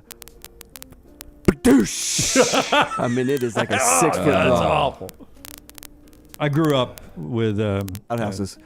With outside, outside, bathroom, outside, no plumbing, the outhouse, no indoor plumbing. It was the worst. It was the worst. Did you ever have to burn it or shovel it or? No. What do you do with it? Did y'all go in a hole in the ground? Yeah. You dig a hole and then you fill the hole after a while and move the outhouse like 6 feet over. The outhouse basically is built like almost. So you've actually taken a shit in a hole. Oh yeah, multiple times. I mean, that was what I had to do. That was at my grandparents' house when I was little. They did not have indoor plumbing. They did not have bathrooms inside. So you had to go out to an outhouse. So what, do they shower with a garden hose? Bathtub. It was a bathtub. Outside? No, it was an inside bathtub. How would you get water in it? You would heat it on the stove and pour it in there. How long did that take? A little bit. You'd put cold water in there, and then you'd heat the warm water to hot water to make it so warm. Nobody was ever clean because you can't really get clean with a bath. It was never a daily bath. Yeah. But I can barely remember this because it was all. I'd rather do the hose outside than a bathtub. Before I was 7, when we were 7, you got indoor plumbing. Indoor plumbing, yeah. Right. No, you would have to go outside, and once it became filled, that hole, they would cover that hole up and dig another hole and move the outhouse to that hole. Did you just drop the toilet tissue down into the hole as well? Yeah, absolutely. So it just got buried? Absolutely, yeah. So it was a pretty deep hole? Biodegradable. You would pour lime on it too, which would help. That would help with the scent a little bit, and it break down everything. Also, I feel sorry for the dogs in the mud puddle that are digging around. Yeah. So I mean, how deep was the hole? Ain't gonna find no bone. In my head, it was 3 or 4 feet. I don't know how much. Okay. Though. That is wild, man. Yeah, but it was crazy. Like you've heard the old Southern saying, "A pot to piss in." Yeah. You don't have a pot to piss in. Hold a shit in. I think that comes from not wanting to get up in the middle of the night to walk in the woods to the outhouse of having a pot to pee in the middle of the night. Yeah, so but also we literally had a back in the overcrowded cities they would pot. piss in a pot and they would dump it out of the windows. Yeah, so inside you had a white pot? Yeah, we had a white pot in each bedroom, and you'd go at night that you would piss in, and then you would empty it in the morning. Empty it out. All these cereal bowls. Yep. Yeah, if you ever got one of those confused, that was a bad idea. So when I'm joking on the show sometimes, it is amazing where I've come from. It really, I've told you that before. You know I've told you that, right? You will admit that. No. Because when I decided to be a sportscaster, it had nothing to be, because I just wanted the indoor plumbing. My personality is not made for this. Like, I am socially awkward. You are? That's right. But the reason I wanted to be a sportscaster is everyone was at a USC UCLA game. I watched Keith Jackson. I was like, God, if I was a sportscaster, I could go to Los Angeles. Or I was Jim McKay, I could go to the Olympics in, Europe or wherever it was. So that's why I wanted to be a sportscaster. How about this headline? Raunchy alcohol-fueled Taco Bell party included open sex. Well, now. It's open. Former Los Angeles area Taco Bell employee is suing the company and a franchise owner after she claims a Christmas party at the fast food restaurant descended into a drunken mess that included open sex. Elena Bachoam filed her lawsuit last week in L.A. Superior Court. In the suit, she alleges her supervisor invited her to the December 18th, 2022 party at the San Pedro Taco Bell at which she worked. She was encouraged to bring food for a potluck-style buffet. Her contribution, a bowl of guacamole. Now, once you she arrived, number 6? Betcham discovered... No, I said open sex. Number 6? No, I want open sex. Once she arrived, she discovered, quote, that her supervisor covered the windows of the restaurant with wrapping paper, also covered the cameras in the lobby of the restaurants. Hell yes. Wow. She claims for free guacamole? her supervisor provided alcohol to the staffers, several of whom were, quote, overserved around midnight. After she had stepped outside for a short time, she walked back into the restaurant, saw a coworker, quote, having sex with his wife in front of everyone at the party. The coworker's wife was also kissing her female manager and another female coworker at the same time. Good grief, at a Taco Bell? Betcham, quote, shocked, disgusted, and outraged, alleges that she first ran out of the restaurant but then went back inside to retrieve her guacamole bowl. Only to find that her manager and the other coworker involved in the sexual encounter were vomiting. One threw up in the trash while the other vomited in her guacamole bowl. Yeah, according you to the leave complaint. the bowl behind. You should have left the bowl behind to begin with. You definitely did. They really decided to head for the border. I knew it was coming. That was a fourth meal. Yo quiero poontang. Here we go. The top 10 most essential Thanksgiving sides according to Ranker.com. Oh, okay. I will have thoughts on this, Lance. Number 10, corn. Could do without it. Fine with it. Corn casserole. You got to do something special. It can't just be normal corn. Yeah, I like cream corn. Like I did street corn the other day for lunch. Yeah. And it was after we met our folks at the Bandwagon. I went over to the little Mexican place over there and had a little quesadilla and street corn. There you go. I love a little street corn. I Yeah. love It's not very creamy Thanksgiving, corn. though. I love corn casserole. Yeah. Just niblets. No thank Boring. you. The cream corn is good. Sweet cream corn. Number 9, picking my ocean spray up today, cranberry sauce out of the can. You know, it's controversial. I could absolutely have Thanksgiving without cranberry sauce. I like it. I need a little bit of that in my dressing. I mean, Yeah, I do just a little too. bit. I get it. I'm just saying, if you didn't have it, I would not protest. Hey, there's no reason to do uppity cranberry sauce. No, I agree with you no. on that. In fact, it ruins it.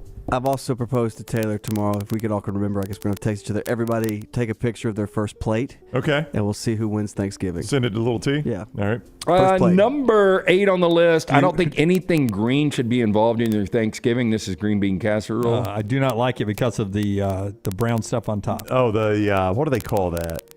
Something Asian, isn't it? No, so something French fried onions? It's French fried onions. Yeah, French fried onions, yeah. Again, something I might eat, but if you didn't have it, I would not protest. They Number remind me too 7. much of Funyuns, Rockstar. Number 7, I lean something we'll get to in the list here in a minute, but this is the buttermilk biscuit. I would rather have the roll. Who does buttermilk biscuits at Thanksgiving? Rednecks. Lance, I grew up in Calhoun County. I've never seen a buttermilk biscuit on a Thanksgiving table.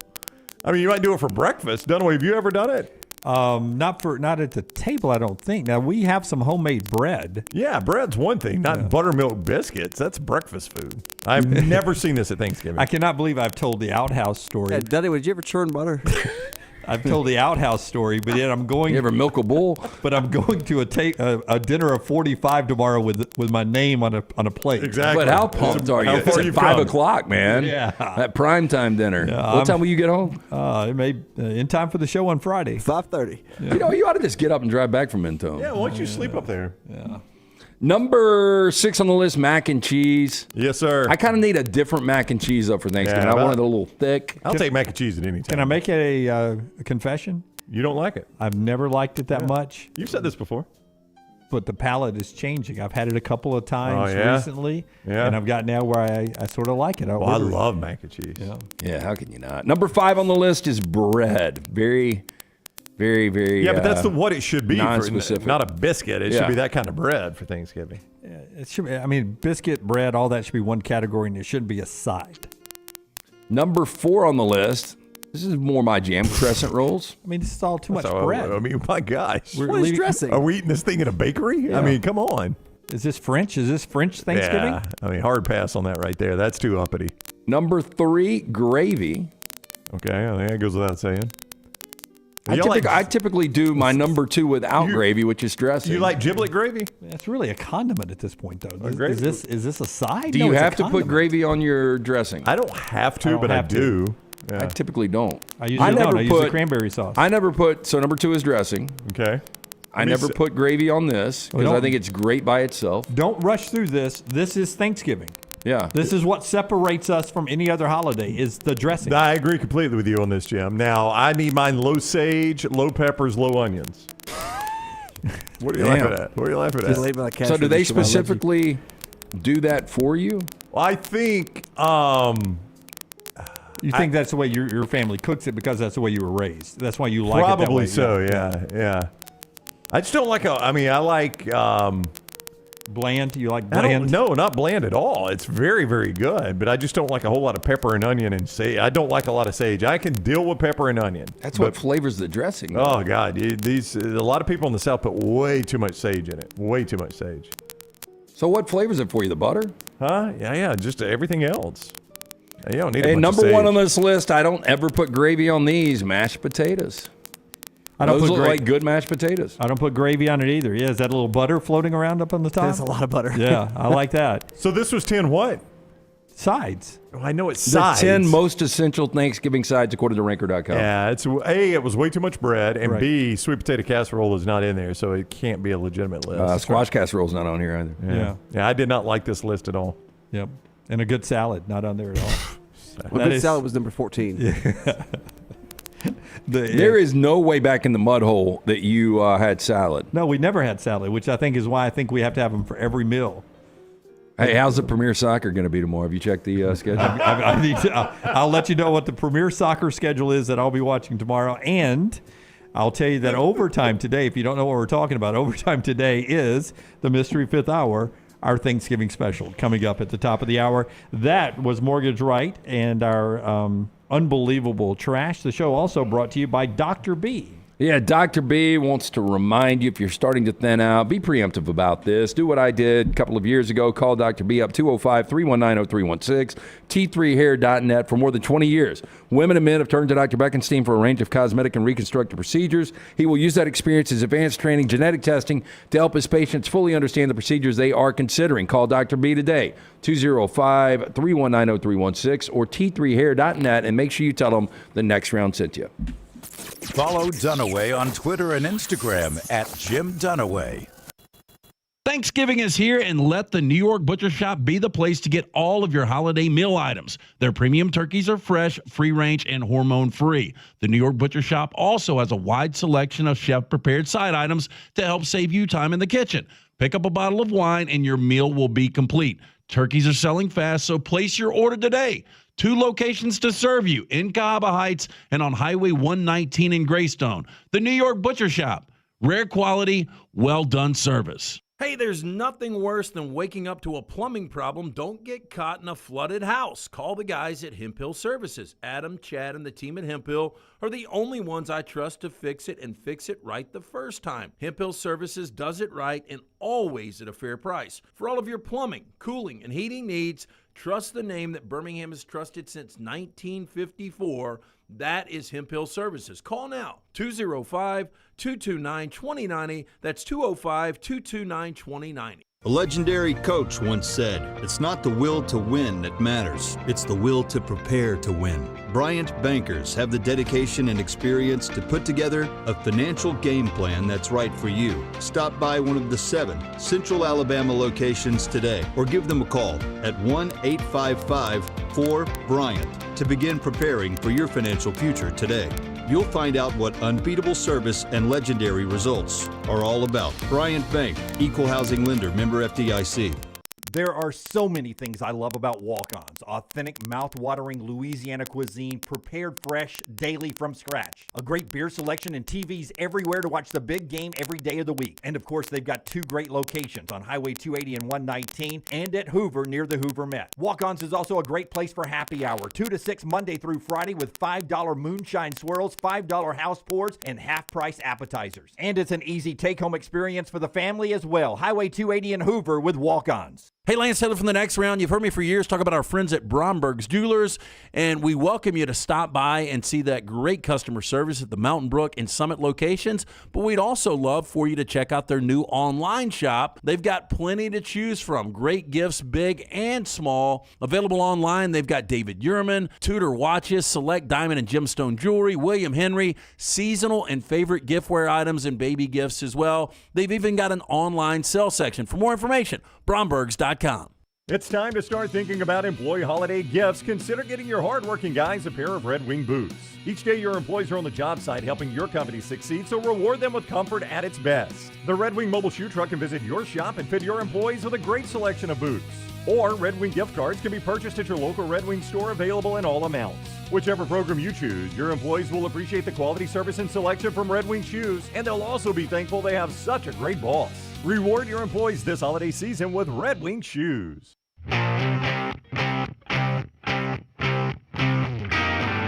Our Harbin sound of the day comes from the 2 coaches in the game, Jim Harbaugh and Ryan Day. Here they are talking about respect for the other, or lack thereof.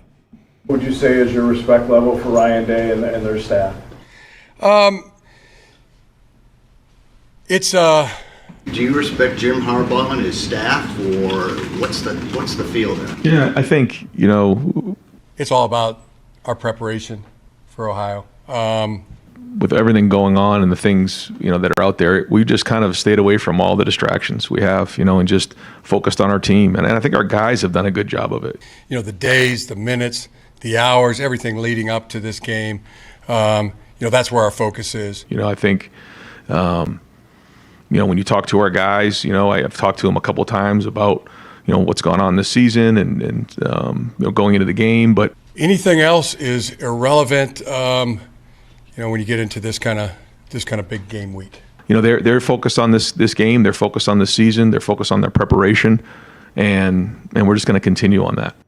Lack of respect from these 2 here. What will that pregame look like between these 2? Well, we've seen it primarily with Saban Kiffin, and Jimbo Fisher.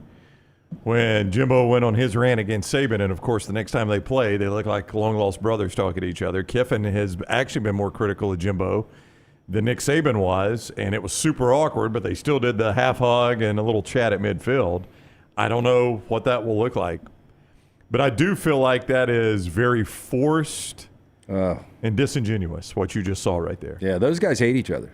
Oh, you think they – I mean, they probably legitimately hate each other, but the way they answer the questions, to me, was very forced and disingenuous. I think, obviously, the Michigan scandal has got this thing at an all-time level. Yeah. The fact that Ryan Day, if he would have beaten Michigan just one of these last 2 times, I think the perception would be much different. I would respect their – what? I got to correct myself. Okay. I forget Jim Harbaugh's not coaching this game. That's right. So There will be no handshake. There will be no handshake. He and Sharon Moore, I'm sure, will handshake just fine. I would respect it more rather than to dance around the answer. If you just answered it, like, hey, look, you know what? I don't like Ryan Day. I think he's a good coach, But obviously he has had something to do with this investigation on us. Yeah. So I've got no respect for that. Be a man and come to my face and tell me don't hire somebody else. And there is not a team out there I want to beat more in the regular season than in Ohio State, and I'm going to do it. And if Ryan Day say the same thing, I think Jim Harbaugh cheated. I think he cheated. And No, in fact, I know he cheated. Yeah. Which is why he's not coaching this game. Be honest about it. Don't do the old dance around of, I'm not going to answer your question, but I'm going to insinuate that I hate the guy. Oh, the best answer would have been for Ryan Day. Do you respect the Jim Harbaugh and their coaching staff? I'd like to talk about people who are actually be in this game. That would have been a great comment from Ryan Day. I want to talk about who actually is going to be in this game. I respect Sharon Moore. I think he's done a very nice job in this difficult situation that his head coaches put him in. That's our Harbin's sound of the day, LT. Jeremy Harbin just does a fantastic job. Great businessman, but the product they put together in my backyard, absolutely loving it. Be out there tonight. Be out there really all weekend. Harbin's Outdoors, award-winning landscape company specializing in installing custom fiberglass pools, landscaping, hardscaping. Jeremy and his team, one-stop shop for all of your pool construction needs. They do it all from the install, the lighting, the final hardscapes around the pool, everything in between. It's beautiful work. You can find them on Instagram at Harbin's_outdoors. See it for yourself or call or text Jeremy directly, 205-300-0718. That's 205-300-0718, and tell him the next round sent you. Hey, remember, set your alerts because 8 a.m. we'll get going on Friday, an extra hour for our Iron Bowl coverage, so a lot more conversation about there. If I know, and Tyler Watts and I had a Talk of Champions that is up on all the platforms, including Roll Tide Pods. You can get that at Disrupt the Media. I asked Tyler about a couple of breakdowns in that, but I want to ask you guys, give me one thing you think Auburn has to do right to beat Alabama. They got to be able to run the football. I mean, last weekend, like they did against Georgia, right? Yeah, like they did against Georgia. And I think 78 of that was a pop-off from Peyton Thorne. But still, you're going to have some of these big explosive plays. And you go back where they averaged, 2.5 yards, 26 total yards against New Mexico State. That's unacceptable. And at the same time, Auburn's defense is going to have to slow down the rush. Outside of the one game against LSU where they could not stop Jaden Daniels running the football, Alabama has done very well against the rush in conference games. So that is a tall task. Alabama has played very good rush defense. You've had to work hard to get to 100 yards, and I don't think 100 rush yards is enough to win this game for Auburn. I think you'd need a little bit more than that, obviously. So that is a tall task. I mean, some of this depends on Alabama too, but Auburn's got to find a way to force turnovers. I think you got to force turnovers, create a short field, once or twice maybe, and get a field goal or a touchdown out of that. It's got to be a disaster turnover plus ratio for Alabama. It's got to be like Auburn +3, +4. Yeah, if you were +3, you got a good shot. Yeah, I mean, I don't think Alabama's good enough to go on the road and give Auburn +3 in turnovers and comfortably win the game by any stretch of the imagination. I think it would at bare minimum be a tight game. But you also have to cash in on those. You can't force turnovers and end up punting it right back to them or missing a field goal. Will makes a point. He's like, you got to keep the ball out of Alabama's hands. It's really anti what Hugh Freeze used to do to beat Nick Saban. He almost needs to slow it down in limited possessions and hope Alabama comes up empty on a few. All right, we'll talk a lot more about that coming up on Friday. You enjoy your Thanksgiving. Quick pick on the Egg Bowl blowout? I'll say Ole Miss by 21. Okay, you'll probably have a play on it. Yeah, save it for Lance'sLock.com. I lean Ole Miss right now. Lance'sLock.com. We won't have a chance to talk again about the Egg Bowl. But we are back with you Friday with a live show. Nothing tomorrow. We'll be with our families. We hope you are too, and you enjoy your Thanksgiving. But back Friday at 8 a.m. till 12 noon live, and then all the weekend shows as usual live from Auburn. It's going to be a fun holiday weekend. Coming up, a special Mystery Fifth Hour. It is our Thanksgiving special. That is going to go right when we're done here. No need to hit a link or anything like that. Until next time, God bless you and God bless America. And happy Thanksgiving, everybody.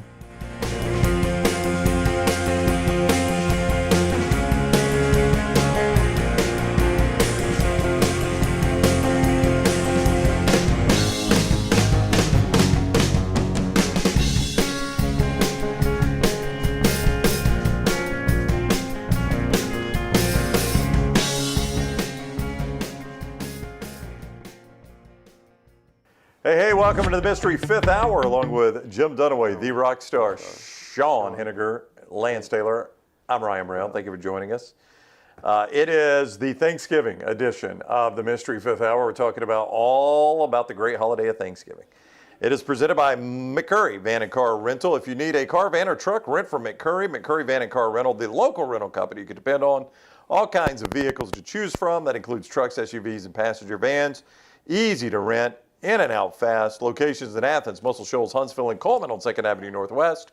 And coming soon, Tuscaloosa, Skyland Boulevard. Reserve your rental today by calling this number, 256-559-1003, 256-559-1003, or visit McCurryRentals.com. Thank you for joining us. Please give us a thumbs up and make sure you subscribe to our YouTube channel. We're going to talk about Thanksgiving. We're going to start with Lance because it is right in his Twitter bio. If you've ever read his Twitter bio. By the way, I think I started Twitter in like 11, 12, 13, right. And I've never changed it. And you get limited characters in that bio. I think 280, just like an old tweet, right? Do you? I don't think you get limited characters. I don't even know what I have in mind. I change mine all the time. And I've yet to hit the limit, so I don't know. What do you change? Moods. Jim Dunaway, feeling gloomy. Yeah.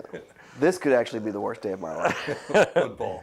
So you get limited characters in that bio, and you decided to dedicate some of yours to your favorite holiday. Yeah. So I know the Rams are in there, Thanksgiving. That's I think right. Thanksgiving is standalone day. The only negative about Thanksgiving is we have to work the day after. We do have to work on Black Friday because of the Iron Bowl. We get to work on Black Friday because of the Iron Bowl. That's the only drawback. I loved when they played the Iron Bowl on Fridays. I know retail in Alabama did not like that. No, that Black Friday Iron Bowl but I thought retail. It was awesome. How many years did they do it?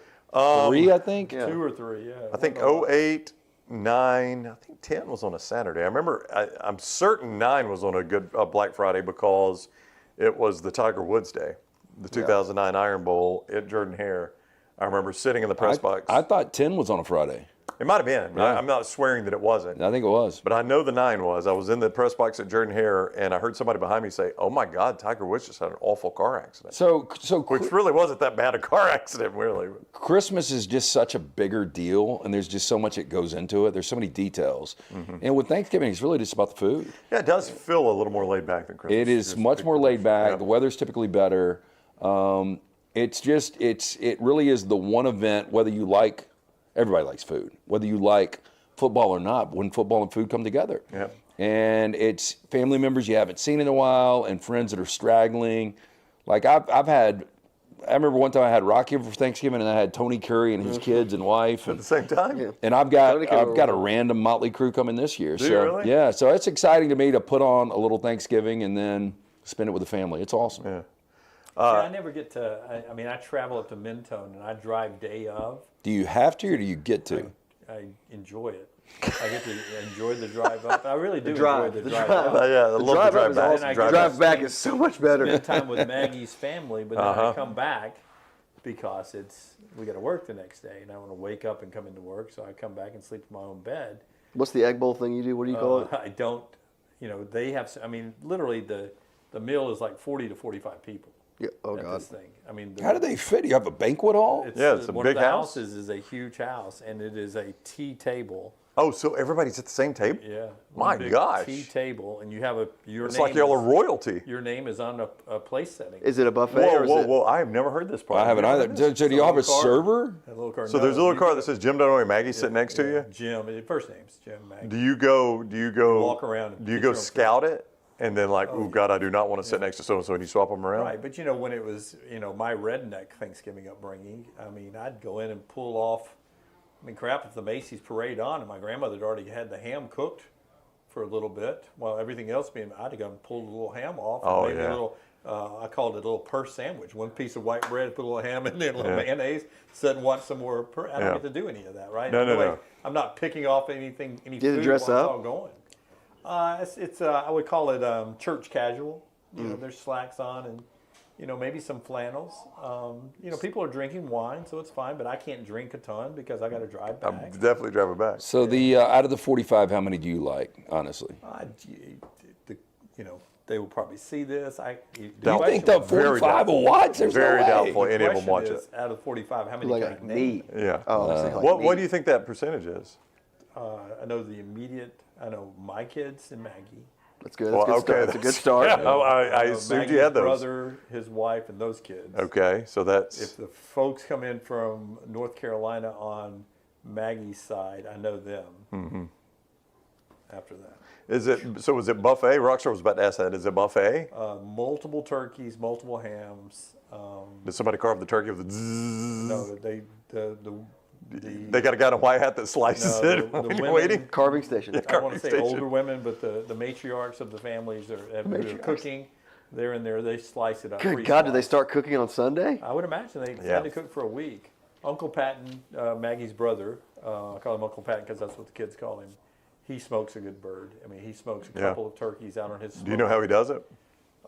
It's not a green egg, but it's a but I mean, it's a fold up one. But he cooks it overnight. Does he? Do y'all have to bring a dish? Is it one of those things where it's a potluck? Maggie makes some when we get there. Okay. She makes her sweet potato casserole. Okay. So will she stay Wednesday, Thursday, and Friday? She goes up and she either goes Tuesday or Wednesday, and she's there. She comes back Sunday or Monday. Wow. If we didn't have to work, if we didn't get to work on Black Friday, would you stay up there? Yeah, maybe. Your voice kind of raised. Yeah, Rockstar. Like Uncle Patton and his kids, you know. Well, we're out of the 45, how many sleep there? Where do 45 people sleep? Well, I mean, there's the 3 Waltons. houses in the compound. Area that they're on a river in Minto. Do you have a guy that wears sunglasses and preaches the word? Like one of them. Yeah, really. Is it a cold? One of them is Uncle Patton's house. We all wear robes. Houses. Right. So it seats everybody. It sleeps everybody. Like if I showed up just out of the blue, do you think somebody would think I was family? Oh yeah. Easily. Yeah, like I could blend in and get a good meal. Yeah, they may call you Jim's partner. Jim's partner. Hi guys. Yeah. So is there a specific dish there that somebody makes that you don't like? You don't have to rat anybody out, but no. Like do you know? I try to eat everything. Don't get Susan's green bean casserole. It's awful every year. You know, I usually don't go green bean casserole because it's got some stuff in it I don't like. Green beans. But there's some people make the traditional cranberry stuff. Mm-hmm. And I always go to the redneck. There's some of the redneck slice out of the can. I always go that way. That's all I do. And, how many years have you been doing this? Let's see, I've been married to Maggie for 25. So 25. So 25? I would say probably for the last 15 years. That's crazy. Okay. Before that, it was to That is Maggie's. so much pressure on the host, like just the amount of people that are Well, in my it house. sounds like they live for it. My favorite Thanksgiving. What did y'all do for COVID? That's his favorite Thanksgiving. Okay, good point. My second favorite Thanksgiving was while the house in Mentone was being built. And unfortunately, Maggie's mom and dad had divorced. And this was no longer going over to Maggie's mom and dad, which is what we used to have to do. And then there was a transition year of the divorce. And then the house in Mentone was not built yet. So we hosted 1 year, and I get all the leftovers and everything. Now this wasn't the house of 45. This was just the Birmingham. Okay. So we probably hosted 12. Yeah. 12 people. And our house was small, and their house is in Mountain Brook. Mine was out here in the burbs, and so they came in. We blessed the food we ate. They hung around cordially for a few desserts, and then they were out the door. It probably was 3 hours, not 5 or 6 days. And then football time in America. And then I was down in my sports room, and boom. I was going to say they're soccer people, so they love to watch a lot of soccer. Can you believe this? So the Lions. Are they from Brazil? Like the Lions, Premier League. The Lions are on. Losing. But sometimes if there's a Premier League soccer game that day, sometimes after that, if it falls on a Saturday. So you put on Premier Soccer in your house on Thanksgiving? No, I don't. The 45. If it's on. In the castle. If there is a game going on. Like I think last year we watched West Ham play somebody. Did y'all do the Viking That's thing? about as un-American as anything I've ever heard. I mean, really, this is the wildest Then Thanksgiving. I caught some of the Lions second half, and I catch the Cowboys game always. Wait, so the game will get trumped for a Premier game? Yeah, until that game's over with. Then we get second half Lions, and then we're eating. You don't have to worry about me showing up uninvited now. Then we're eating and during the Cowboys game. And tea served? And on the drive, then I'm out the door as quick as I can get out because I don't like to get off that mountain. It's a really curvy road. That is a dark, curvy road, but yeah. it's usually after dark. Have you ever thought about what happens if you go over the side?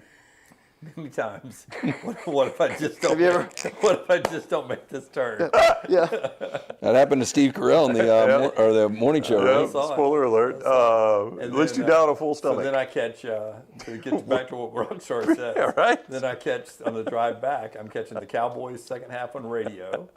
And then on the way home, I stop and get Chinese food because I don't get to bring home any of the leftovers. That's right. Why can't you bring some home? Because he's abandoned. First of all, it's 45 people. That's a lot of people, and they're staying Just up leave there them with a wheelbarrow. And they're staying up there the whole weekend. So if I take even one plate, they may not have enough food for their leftovers.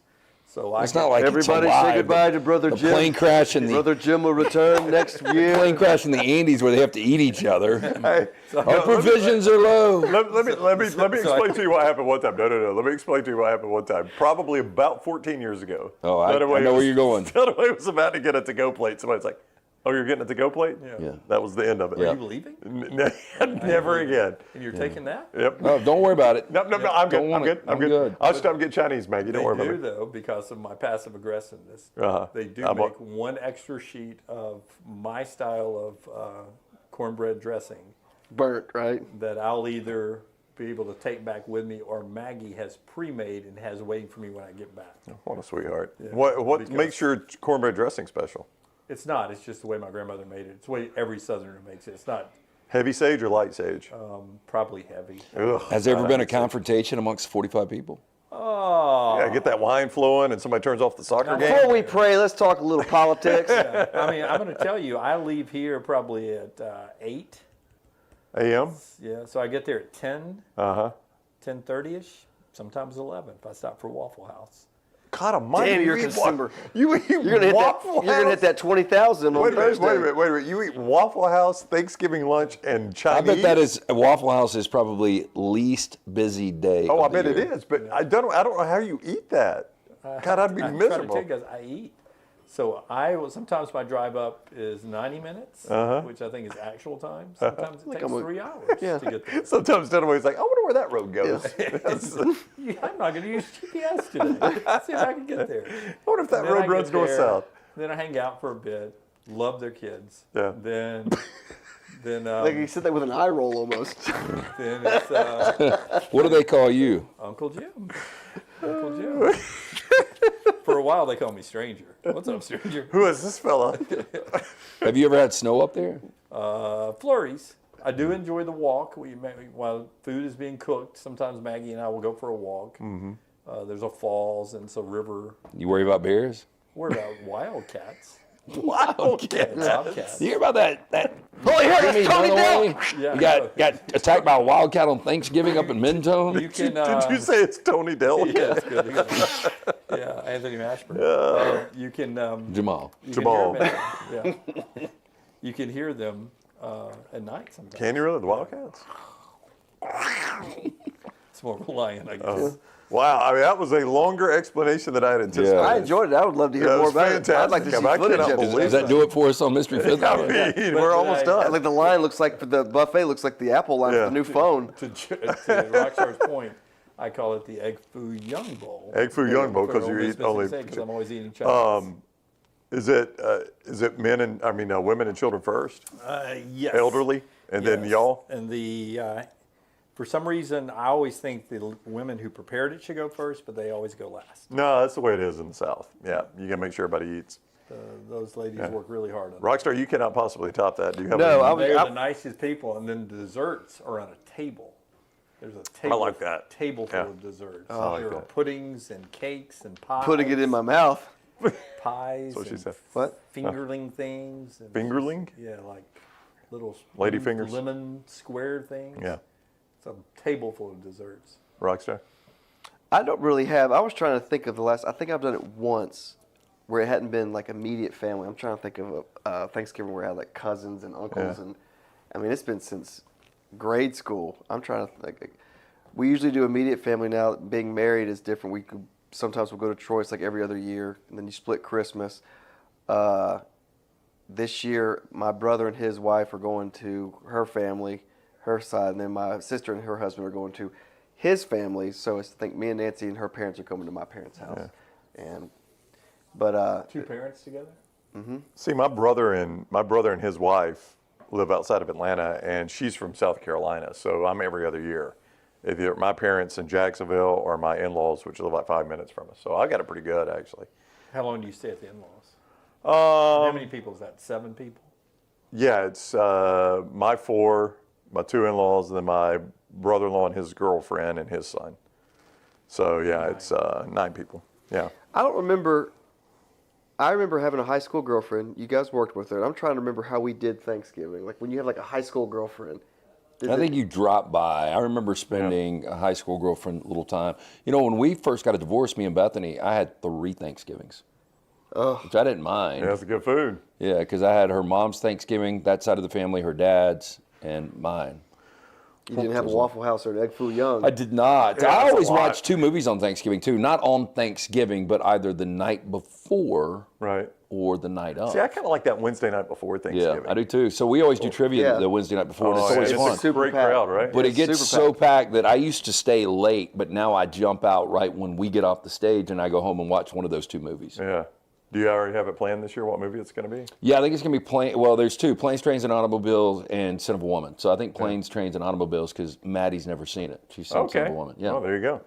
I'll start with you. What is a Thanksgiving food non-negotiable? Like any Thanksgiving meal you have has to have this food. And I guess you don't like the turkey, or you like turkey, but you like vegetables. I think the sides are the better part. But turkey and dressing, we can leave this off. But. Yeah, I'm a squash casserole guy. Like New York Butcher Shop, one of our big sponsors, he's got like 15 different sides you can pre-order.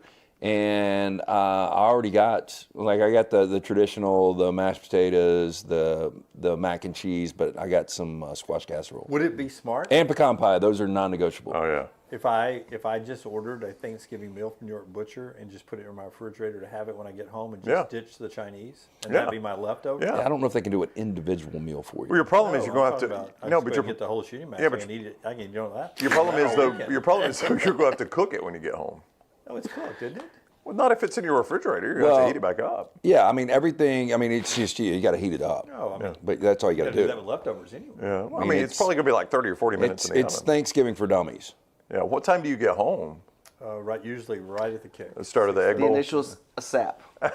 Yes, AP. Yeah. So do the kids stay up there all weekend? They usually do. Yeah. Last year, Carter did not. Carter's got where he rides up with me and rides back with me. Yeah, he got a lot of his dad in it, but a little Jimmy D. What's your non-negotiable food item? It's a dressing. The burnt? Is it burnt? Is that? No, I just like it in the. There are some people that they call it stuffing or dressing, but it's not. It's not dressing if it's not where you have to carve it out of the thing. That's dressing. What do you mean carve it out where of you the have thing? to turkey. No. It's stuffing if it's in the turkey. No, if it's cooked in the turkey. This in a square pan. Yes. Yeah. Where you have to carve it almost like it's a brownie. Right. Yeah. But it's dressing. That's dressing. Really? To me, yes. Okay. I don't like it where you have to spoon it out. Oh, see, mine is more spooned out. I kind of like that. No, and it's loose. Does it? No, I like it more like a cornbread. Yeah, me too. No, mine's got it's got some consistency to it, but it's called cornbread dressing is what mine is. So yours is not cooked with all the giblets and stuff in there. Like there's some a half piece of boiled egg on there. Like those are 2 big pieces of there's eggs. no boiled eggs. No. But it does have some meat in it. Oh, I had one time somebody had oysters in it. Oh, yeah. I said it was oysters. I've heard about I've that. heard oyster dressing, but that sounds terrible. Yeah, I mean it was didn't think okay, I've but ever I'm just in the like free world, but I've heard about that. You're trying too hard here. Yeah, I can't think of oysters. That old boy that used to live next to you that did that oyster soup that time me and you were trying to watch the Iron Bowl. Yes. No, he didn't. Mm-hmm. Yep. Oh. The South Carolina guy. Yeah, he was this big South Carolina fan, and I was going to Dunaway's house to watch the Iron Bowl. This is years ago. And he was a South Carolina fan, hated Clemson. His wife did too, and I said, nope, can't come over. He has nowhere to watch football. Can't come over because he's going to talk during the Iron Bowl. Nope, doesn't talk. He never talks during games. Will not talk. Yeah, he just. I've talked to his wife. His wife's talked to him. He will not talk. Yeah. He understands it because South Carolina, Clemson, he doesn't talk. Would not shut up. Would not shut up. And made oyster soup. Yep. Does he still live by you? Oh, no. They moved back to South Carolina. Yeah, I took one bite of that oyster soup. I was like, oh my God, that's the worst thing Awful. I've ever tasted. Awful. Yeah. And it's the Iron Bowl. I'm not oyster soup. Who eats oyster soup? Why didn't you put a bullet in his head? Well, that seemed extreme. We were into the game. If you ever see my son Carter, he's got a little scar right here. Left him with that couple while I got my first. Maggie was out of town. I got a colonoscopy. It's always a story. Maggie was out of town. You got a colonoscopy. It's so done away. And I had Carter. I was in charge of Carter. Maggie's like my old man, the Rolling Stone. Yeah. Harper, I guess. Harper was with Maggie, I guess. So I had a colonoscopy, and I had Carter for Why some would reason. you schedule a colonoscopy with your wife out of town? That doesn't make any Who sense. took you? My mom. Did you take an Uber? My mom took me, but I left Carter. Sitting on a donut. I left Carter with this lady. I can't remember that couple's name. That's even better. And I came back, and you're high as a kite after Right. the colonoscopy. And we go to pick Carter up, and she's like, "Sorry, he fell down. He got a stick stuck in his cheek. I've cleaned it, and I put a little Band-Aid on it. And do you think you need to take him and get stitches?" And I was like, "What do you think?" And she was like, "I don't know." And my mom looked at it, and she's like, "Well, we need to go get stitches." And I got my ass tiddled with. And I was like, "Nah, it doesn't need stitches." It's fine. So we didn't get stitches for him. Yeah, Well, I he's got bet a scar Maggie got now. on your ass. Don't you Yeah. realize? Then when she got home, she was like, "Oh my God, he's gonna have a scar." And Yeah, it's a new dimple. Yeah. He does. What's your non-negotiable food item?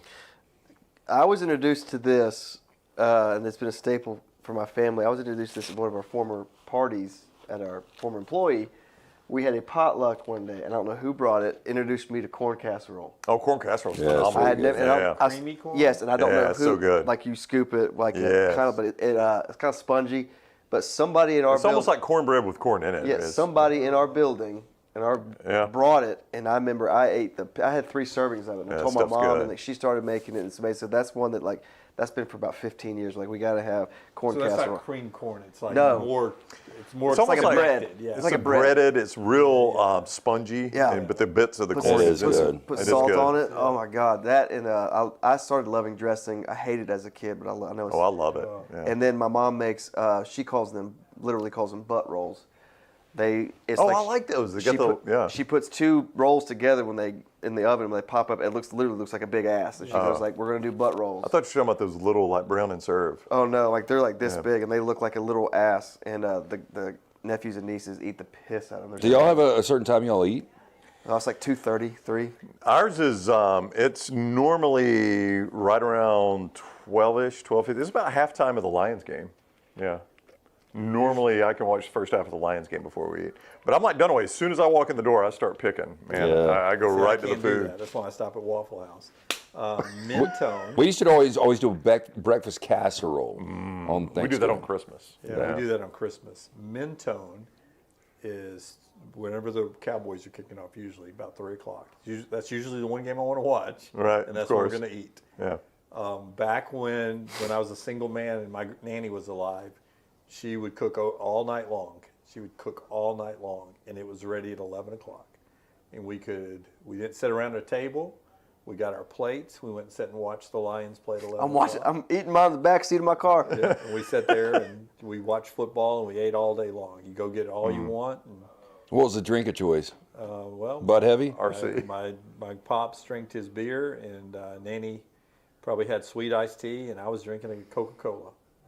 You know, on Thanksgiving, I drink my beer in a glass. Son. Do most of the 45 have Classic cocktails? They do, but they're some of them are Prosecco and some are hi-hat martinis and Yeah, I'm trying to think of my crew. It'd probably be half a lot of and half. wine though, a lot of red wine. You know, it's the only time I ever drink, or the only time I ever drink like a Chardonnay is for Thanksgiving if it's early enough, because I don't drink red wine really early. Yeah, and that they're trying to think at least 2, if not 3 outdoor fireplaces that people are outside around the Can you fireplaces. get some photos of this place? Yeah, I've really got to see this. I'm Would super you, intrigued. Could you document it this year? I want to see the line. We don't have to send it out. I just want to see it. No, this would be better than Charlie Brown's Christmas. Yeah, a lot of things would. Yes. So you want to see the fireplaces? Yeah. Yeah, like just the initial like the Or do some line. interviews. Yeah. Little waterfalls. I'm not going to do an interview. Ask Uncle Patton why he watches the Premier League Yeah. on If American there's a game Holiday. this year, I'll let you know. What did Charlie I Brown remember have? it They was had, West they had Ham last year. popcorn, pretzels, and toast. Jelly beans. Yeah. Jelly beans. Sweet tree. Yeah. Mine, Yeah, by the way. Peppermint Patty got pissed. Oh, she did. Sweet potato Toast. They had a damn stack of toast. Sweet potato casserole is my non-negotiable. Oh, it's so Gotta have good. sweet potato. But you like marshmallows on top, right? I'll go either way, but marshmallows is my preference. That's what Maggie makes. Yep. I just think the marshmallows makes it look ghetto. That's her dish. It looks like care you got it at a county fair. don't care how But it looks. I'll eat it. I like the other kind of the. pecan. Yeah.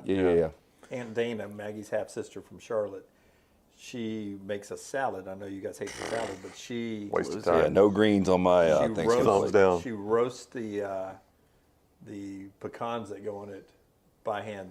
She shells them, Jeez. and then she's cooking them nonstop. Yeah, we can do that Christmas, not Thanksgiving. Yeah.